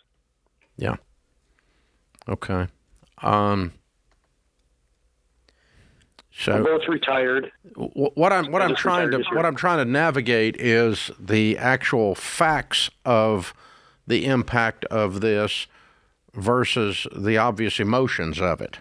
Yeah, I want to know, Scott, what do you perceive the impact to be? Well, from some of the studies, it sounds like, the noise, the total footprint of the environment is going to be a negative. And then some of the real estate people are saying the negative impact is going to be about 25% of reduced in, housing around there. Okay. Which is, not, who knows what it's going to be. Yeah, you don't know because you got to sell it first. And right. So I do not know what is going to happen with that because we're experiencing this all over the country right now in different neighborhoods, so to speak, or different areas of town. And so we don't know how much of this is. So when you're facing something like this, there's a percentage of it that's drama, and there's a percentage of it that's actual facts. Right. And the truth is, the real estate agents are somewhat working on the drama side. They don't know. We know what you've been told. You've been told it's going to be noisy. There's a detrimental effect on the entire environment in the area and all that kind of thing. And then maybe it's worse, or maybe it's better when they actually build it. So the unknown is more scary than the actual known. So it might be a mistake. When's the thing coming out of the ground? Well, they're building it right now. They're putting the steel up now. Okay, good. That's good news. So in a year, we're going to know a lot more than we know right now. Right? Yeah, that's true. Yeah. I mean, it could be quieter. Or negative. Let's pretend that the drama is and all the anger and everything is, which is, I'm not saying it's not valid. It's just there. But let's pretend that that's 50% and 50% is reality. So it's not quite as noisy as everybody says. It's not quite the negative impact as everybody says. And then we settle in, and your house actually brings about what it's brought right before all this was announced. The problem is if you sell your house now, someone buying it is going to discount it based on the drama, not based on the reality. And we don't know. The reality could be worse. The reality could be better than the discussion. Does that make sense? Yeah, it does. In my experience, these things are not usually as bad as whatever these things are. But I mean, a negative impact to a piece of property is not nearly as bad as everybody thought it was going to be. Well, so I had an experience. We owned a piece of property, and the HOA was all up in arms. They were putting a Walmart down the street, about 4 or 5 pieces of property away. It was a commercial piece of property. It was zoned for retail. Walmart didn't do anything wrong. They just put a Walmart where Walmarts go. Mm-hmm. And everybody's like, oh, God, the neighborhood's going to fail. It's going to lose 50%. A year and a half later, the neighborhood was up. In other words, it had no effect. Wow. Except all the drama and the yelling and the screaming and the picketing and all the stuff around it. And if you had sold it to when the picketers are out there, that's you'd have given your stinking house away for no reason, because 18 months later, after everybody's pulse rate went down, there was net, no effect. Now, I'm not saying that's the truth about a data center. I don't know. I'd be curious to know, especially if he lives in an area where there's other residences near him, if anybody else is selling, if you can kind of survey and see what's going on, also could give you some information. I'm pretty sure you're going to sell your house too cheap if you sell it right now. Yeah. If it's me and I own a bunch of real estate, I'm going to ride this out a little bit and let the waves calm down and see what the actual flood is. Mm-hmm. See what the actual, cause. Okay, hurricane's coming! Yeah. And like, yeah, and I think rained. You can do some, I would think you could do some fair research on areas similar to yours, similar sized data centers. I feel like you could look out there and see what's gone on so I'd want to far. know if there's a data center that's been up 18 months, and within 400 yards somewhere in a Yes. metro area, what did it do to property values? Yeah. That's a good piece of research. I don't know that. There's enough of them going up that you might find that. But,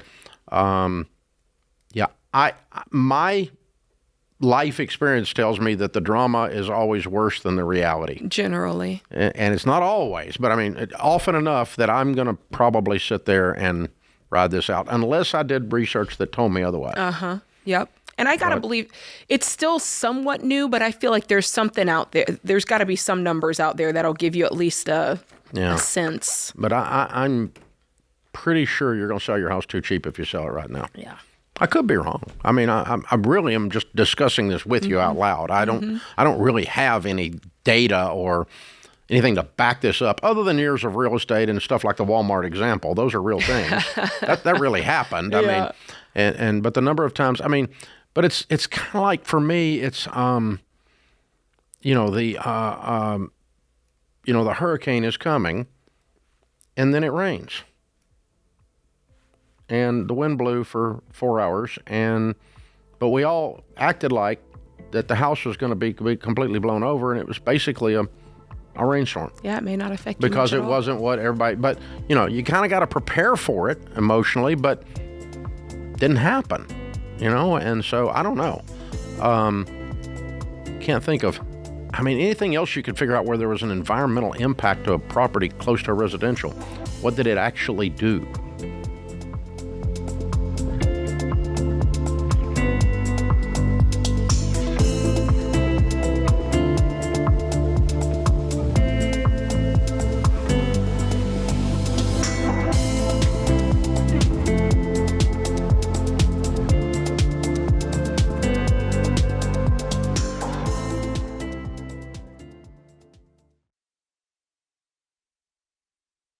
Hey guys, Dave Ramsey here. Every day on this show, we help people work through real money problems and figure out what to do next. Now, you can get that same kind of help anytime with Ask Ramsey.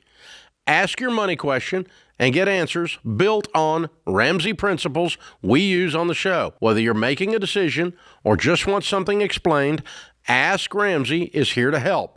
It's fast, simple, and free to use. Go to RamseySolutions.com and try Ask Ramsey today. That's RamseySolutions.com.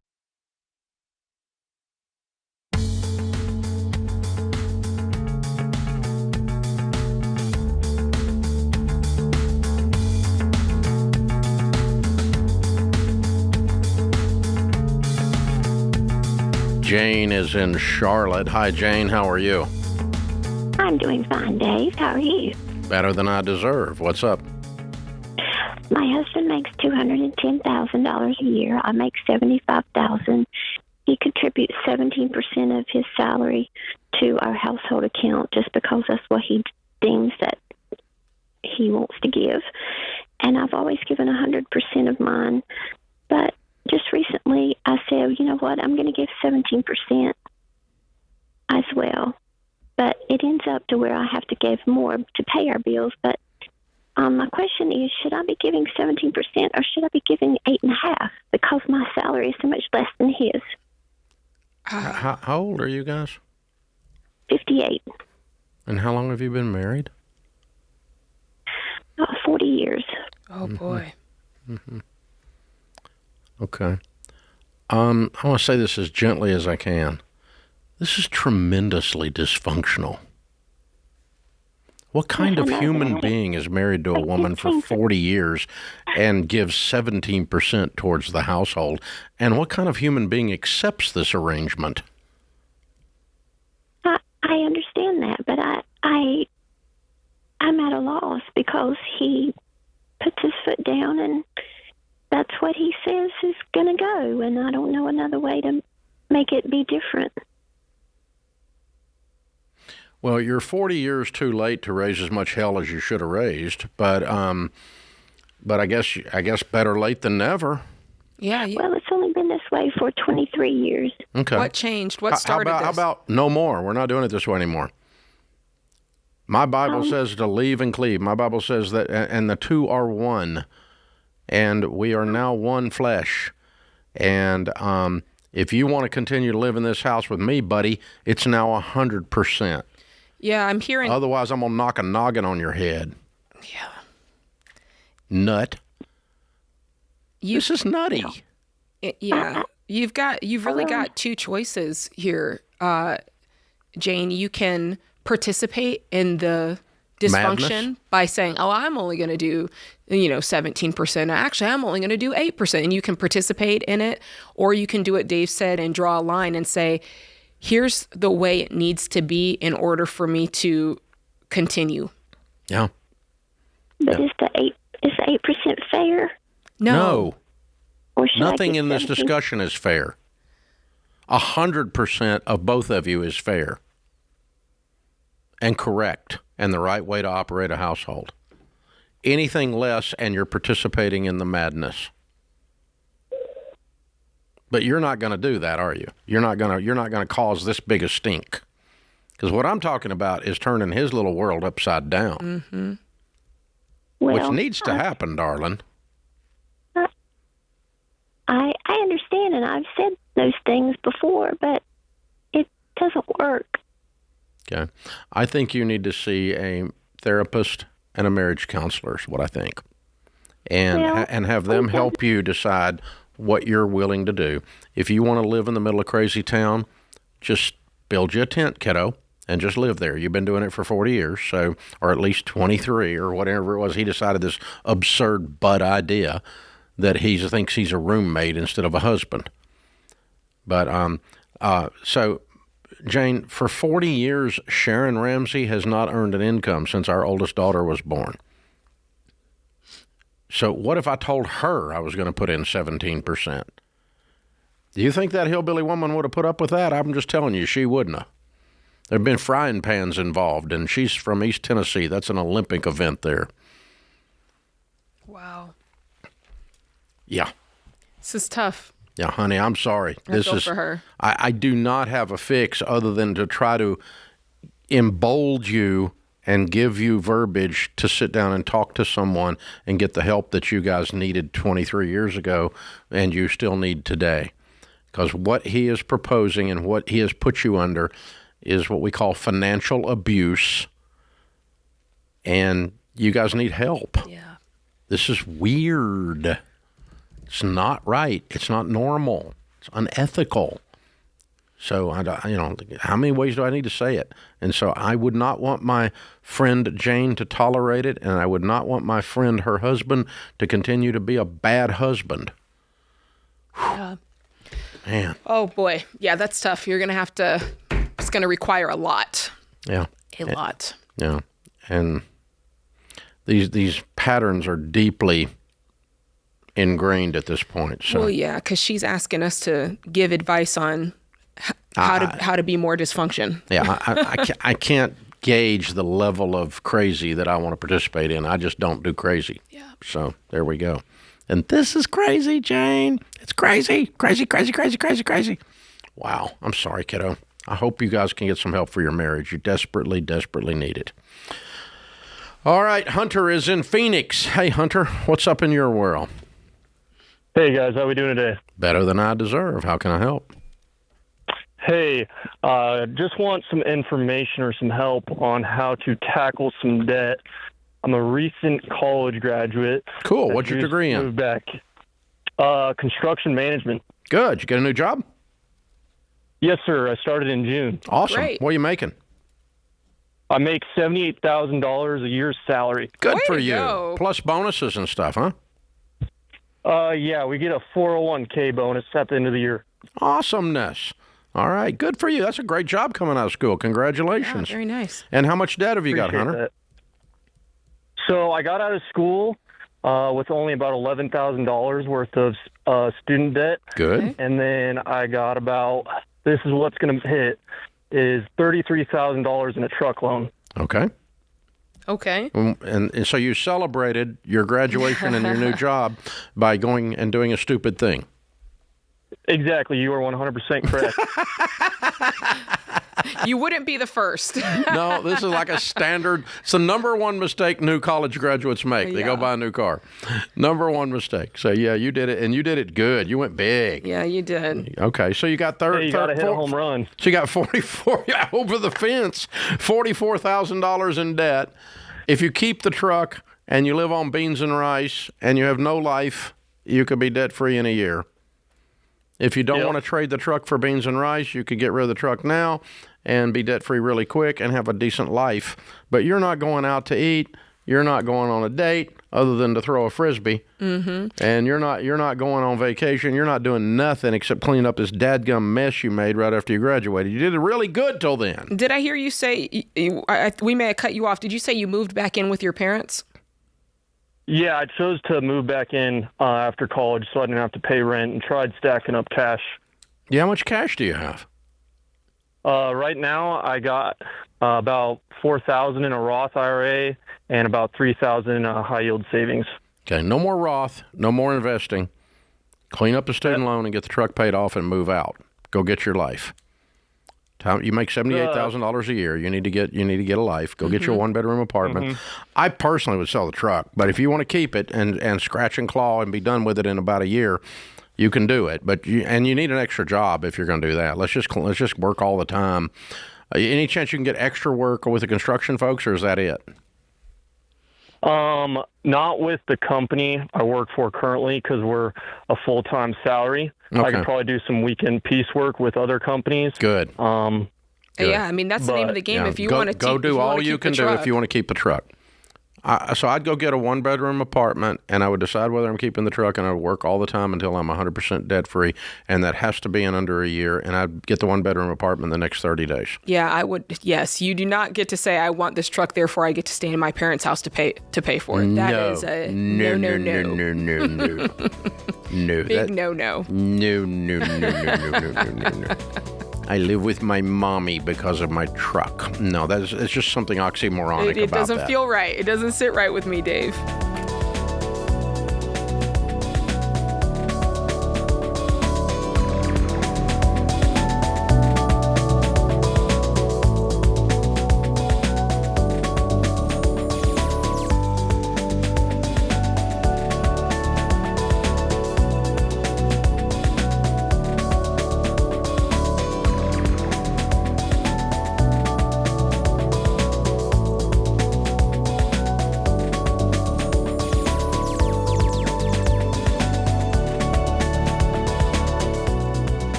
Hey guys, George Camel here. Our big Investing Essentials event is just 1 week away. It only happens once a year, and trust me, you don't want to miss this. If you're tired of sorting through all the conflicting investing opinions online, then join Dave Ramsey and me for this 2-night virtual event to learn Dave's playbook for investing and wealth planning. We're going to break down 401ks, mutual funds, passing on wealth, and more. So join us next week, September 1st and 2nd. Tickets start at $199. Do not wait. Get yours today at RamseySolutions.com/events or click the link in the show notes.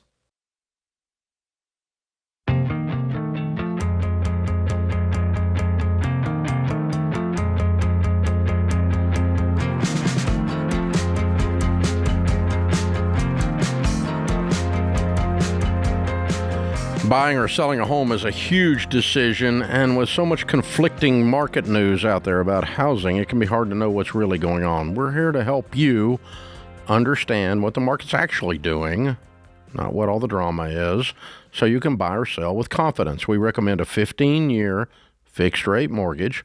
Those rates are hovering just below 6%, about 5.5% right now. And don't wait on a rate that you can't predict. You date the rate, you marry the house. You always refinance later if the rates come down. Remember, no matter what the market's doing, only buy when you're ready. You're out of debt, you have your emergency fund. Median home prices dipped below $429,000 last month, which is a 2.4% decrease from the previous year. Not exactly a bursting bubble, but certainly a stabilized market.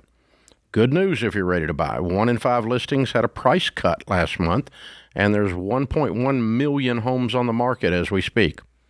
So real estate's good. Everything's fine. Breathe.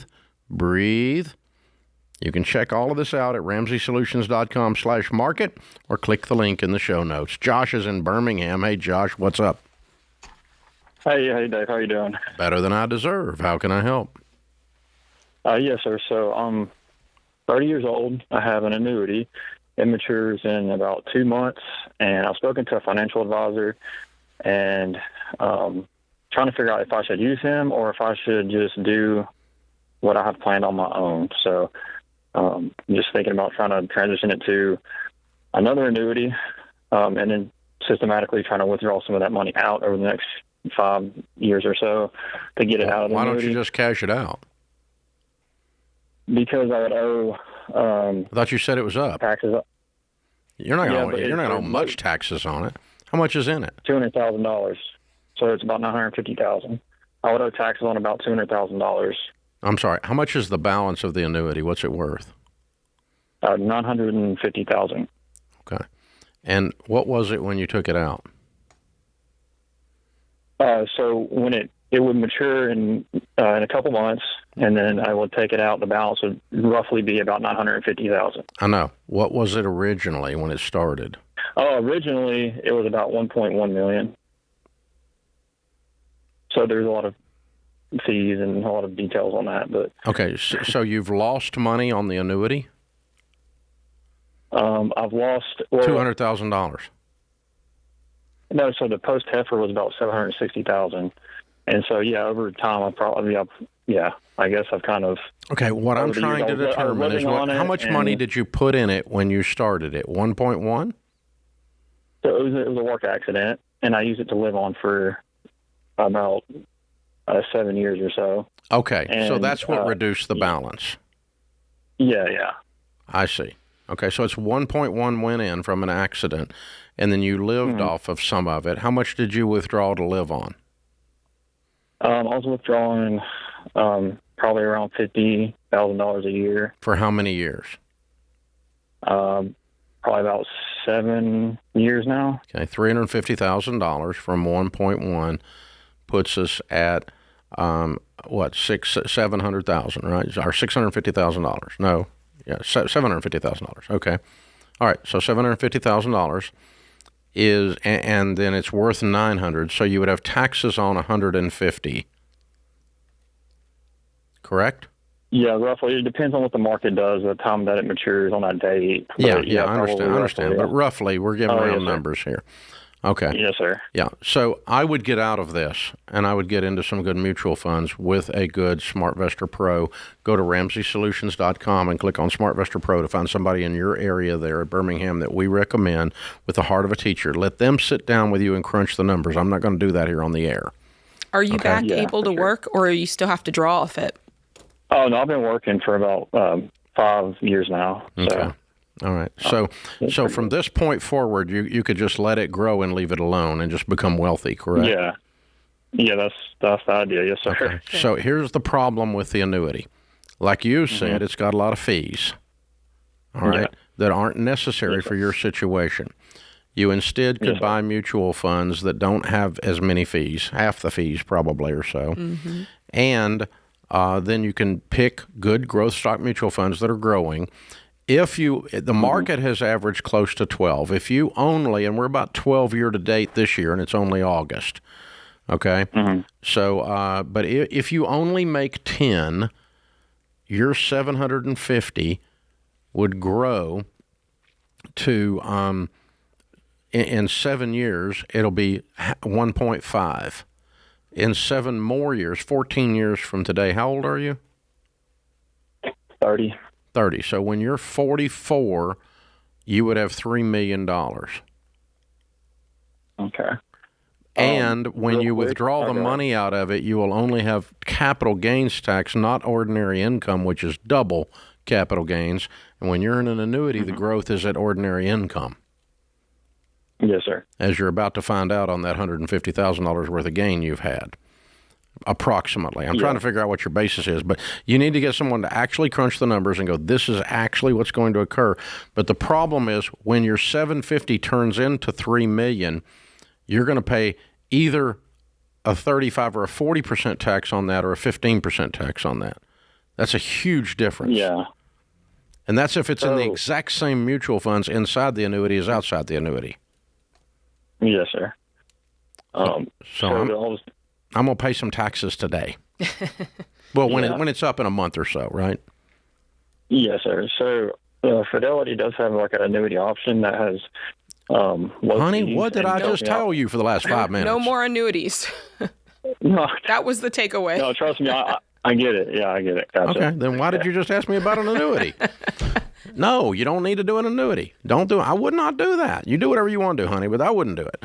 So check out RamseySolutions.com, click on a SmartVestor Pro, sit down with them. I personally use a SmartVestor Pro to help me with issues like this to try to make sure my brain's working. Jade and Sam do the same thing as Dave and Sharon, as Rachel and Winston, as George and Whitney, everybody here on the show, John and Sheila. We all use professional help like that, and we do this for a living. Why does he think he wants an annuity? What are they saying out in the market that is making people go, yep, I'm going to do that? Because I can look at it and say, this is a terrible idea. But how is it being marketed that people aren't realizing that it's a terrible idea? What are they saying?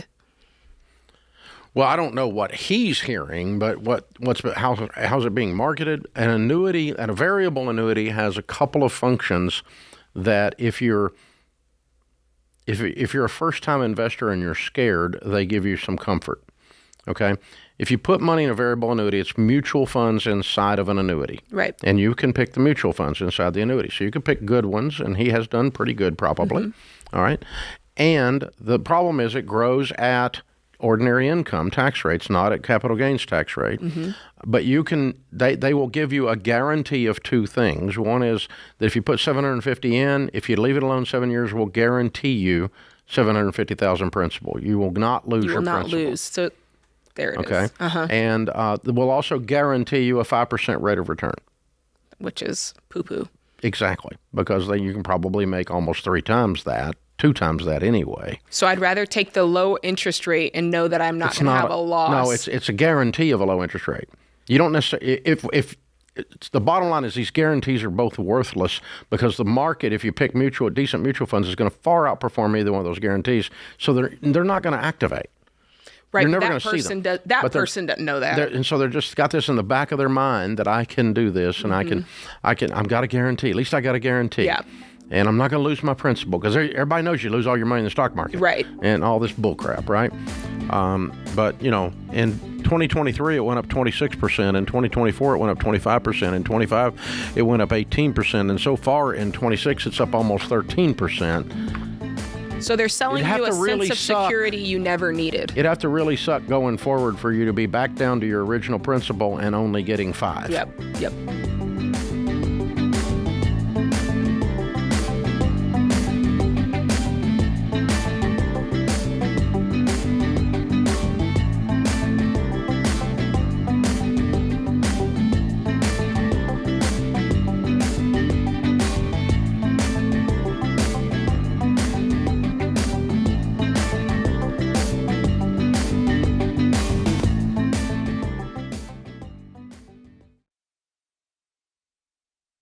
Hey, what's up, guys? It's Jade Warshaw. Listen, summer spending adds up so fast between vacations and road trips and camp fees and events and all the extra gas and grocery runs. Money can get tight before you know it.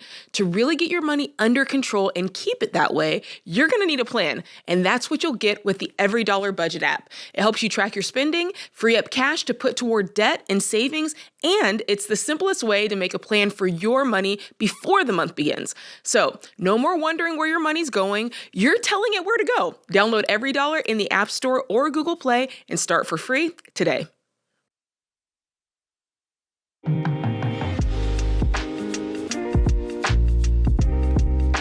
Now, our scripture of the day, Isaiah 30 and 21. Whether you turn to the right or the left, your ears will hear a voice behind you saying, "This is the way, walk in it."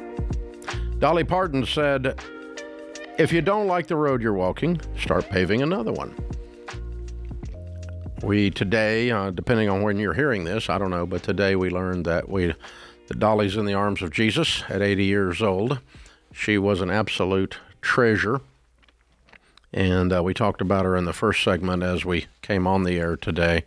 But Yeah, all of Nashville and Tennessee for sure is grieving.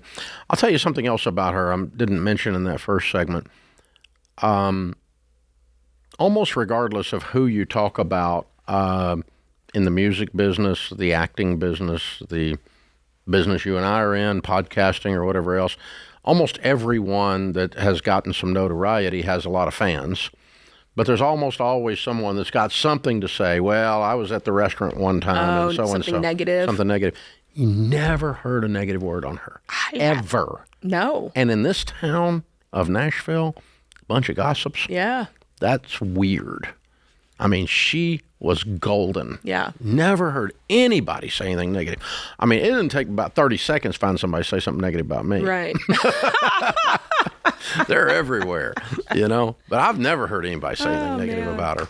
And if they did, they discredited themselves instantaneously, you know. But never in my presence. I've heard people say something. I've got a lot of good friends in the music business, all that. And they'll say, man, so and so and so and so. Well, yeah, but he does this and this and this. Yeah, well, okay, but you didn't. So, but not Dolly, not Miss Dolly. Wow. Absolutely incredible human being. All right. Alex is in Las Vegas, Nevada. Hi, Alex. How are you? Hi, I'm well. How are you? Better than I deserve. What's up?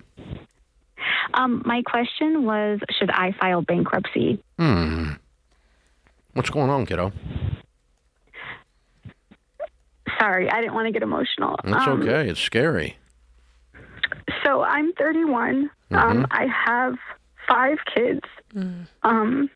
For the past 3 years, I've been in like a custody battle with one of the fathers of my children. So, I've had to take out loans, and recently I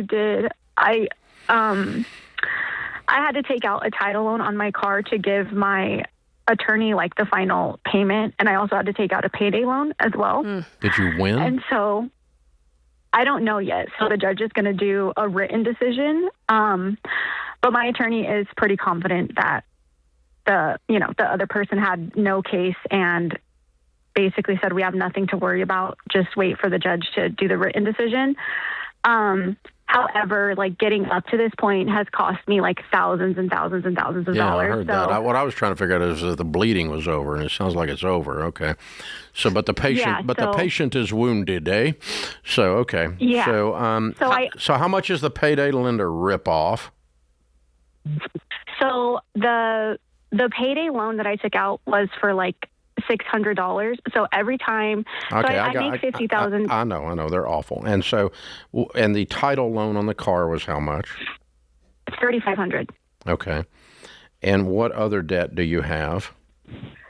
So I have about total, I have $68,000 in debt. I have a repossession from 2023. What's the balance on that? So that's $11,000. Okay. And what's the rest of the 68? School loans, $25,000, and I'm still in college. Mm-hmm. And then I owe my old attorney $14,000. Mm-hmm. Okay. And then I owe the IRS close to $7,000. Okay. All right. And what do you make? And then credit card debt, I have about $900. And what do you make? $50,000. Doing what? I'm a medical billing and coding specialist. And how old are the 5 kids? So 15, almost 16, and then 13, 10, 7, and 2. Okay. All right. Are you plugged into a good church there in Las Vegas? Yes, I am. Okay. Have you talked to your pastor and the counseling team about your situation? No, you have not. No, you've not. You need to today. Okay? It's their obligation to help you. It's what they live for. They're going to want to help you. You have 5 kids and you're on a shoestring budget, okay? And they can. So let's kind of go back to your original question, and then let's walk you forward out of that. So first thing we're going to do is get some people around you. The second thing we'll do is get them to help you a little bit with some of this. I don't expect them to pay it all off or anything, and you don't either. Okay? Student loans and IRS are not bankruptable. Repo is not collecting today. And the, what was the $14,000 again? That My was an old previous lawyer. attorney. Oh, that's an old attorney. He's not collecting today either. He's waiting because he knows you're broke. Probably be surprised when you pay. Credit cards, you've probably not been paying on them because you've been dumping everything into this child case. So the two that are the most pressing are the $600 and the $3,500. Agreed? Yes. Yeah, because you're really Because not every time doing I much get with paid, the rest it's like- of it. Yeah. So what I would recommend is not paying anyone and clearing the title loan as soon as possible. And if the church can help you with that sum, I think that would be awesome. And get your car back because you're going to need that. And then we'll argue about what we're going to do, settling with the payday lender that screwed you, but you walked in there and asked for it. And I understand why, but you still did. And so you got to clear that little $600 up before it becomes $1,800 in 20 minutes. Right. And then we'll begin to work through the rest of this. Here's the neat thing. The student loan's just sitting there on hardship deferral. Just call them, put it on hardship deferral. I'm not paying anything right now. Besides that, you're in school, you said. What are you doing in school? I'm getting my bachelor's in Associates of Science in Human Resources Okay. When will it be done? in 2 years. Are you continuing to go into debt for this? Yes. Okay. We got to stop that. Yeah. We have to clean up this mess. All of those things in your rearview mirror are all those monsters are chasing you down the road, and they're destabilizing you emotionally. They're destabilizing your whole household and everything else. Okay, so for right now, we got to put school on hold until we can pay for it, unless they want to extend you some kind of help as a single mom with 5 kids, and they might if you went into the counseling office there. If they'll give you a free semester or something, then you can stay in. But otherwise, you got to put it on hold. Otherwise, you're going to have $50,000 or $60,000 of student loan debt when you're done. You got to stop this, and you can't just keep piling this up and then get out. And bankruptcy doesn't fix this because most of it's not bankruptable. You got IRS, you got student loans. That's the major pieces of this. So, I mean, you can settle this repo for like $2,000 or $3,000. It'll go away when you can scrape up some money later. Mm-hmm. So, order of attack is this. Here's your order. Here's what I want you to do. First call is when you get off of here, I want you to call your pastor. I want you to go sit down and show them your budget, show them your situation, tell them you talked to us on the air, and that I said I think that they will give you some help. And they probably will if it's a decent-sized church, okay? And if they could help you clear up that car, that'd be great, or part of it, that'd be great. And even better would be the car and the payday lender. And then let's just start trying to get current. Let's get the IRS gone. Let's get the attorney gone. Let's just start develop an order of attack down through these things and stop borrowing money on school until you get this mess cleaned up. And then you pay cash for school as you go and don't go further and further and further into debt. This is not going to be a quick fix, but the problem is you've been getting killed here, death by 1,000 cuts. And so we got to heal one cut at a time, and it's going to take a minute. It'll take a little bit of work and a little bit of help. We'll help you on our end. We'll put you into, sit you with one of our coaches. I'm going to give you one of our coaches for free. Christian will take care of that to coach you in person, and we won't charge you a dime. And we're going to put you into Entree Leadership and make sure you're okay, and that your Entree Leadership put you into every dollar and make sure you're okay. We'll be back with you before you know it. In the meantime, remember, there's ultimately only one way to financial peace, and that's to walk daily with the Prince of Peace, Christ Jesus.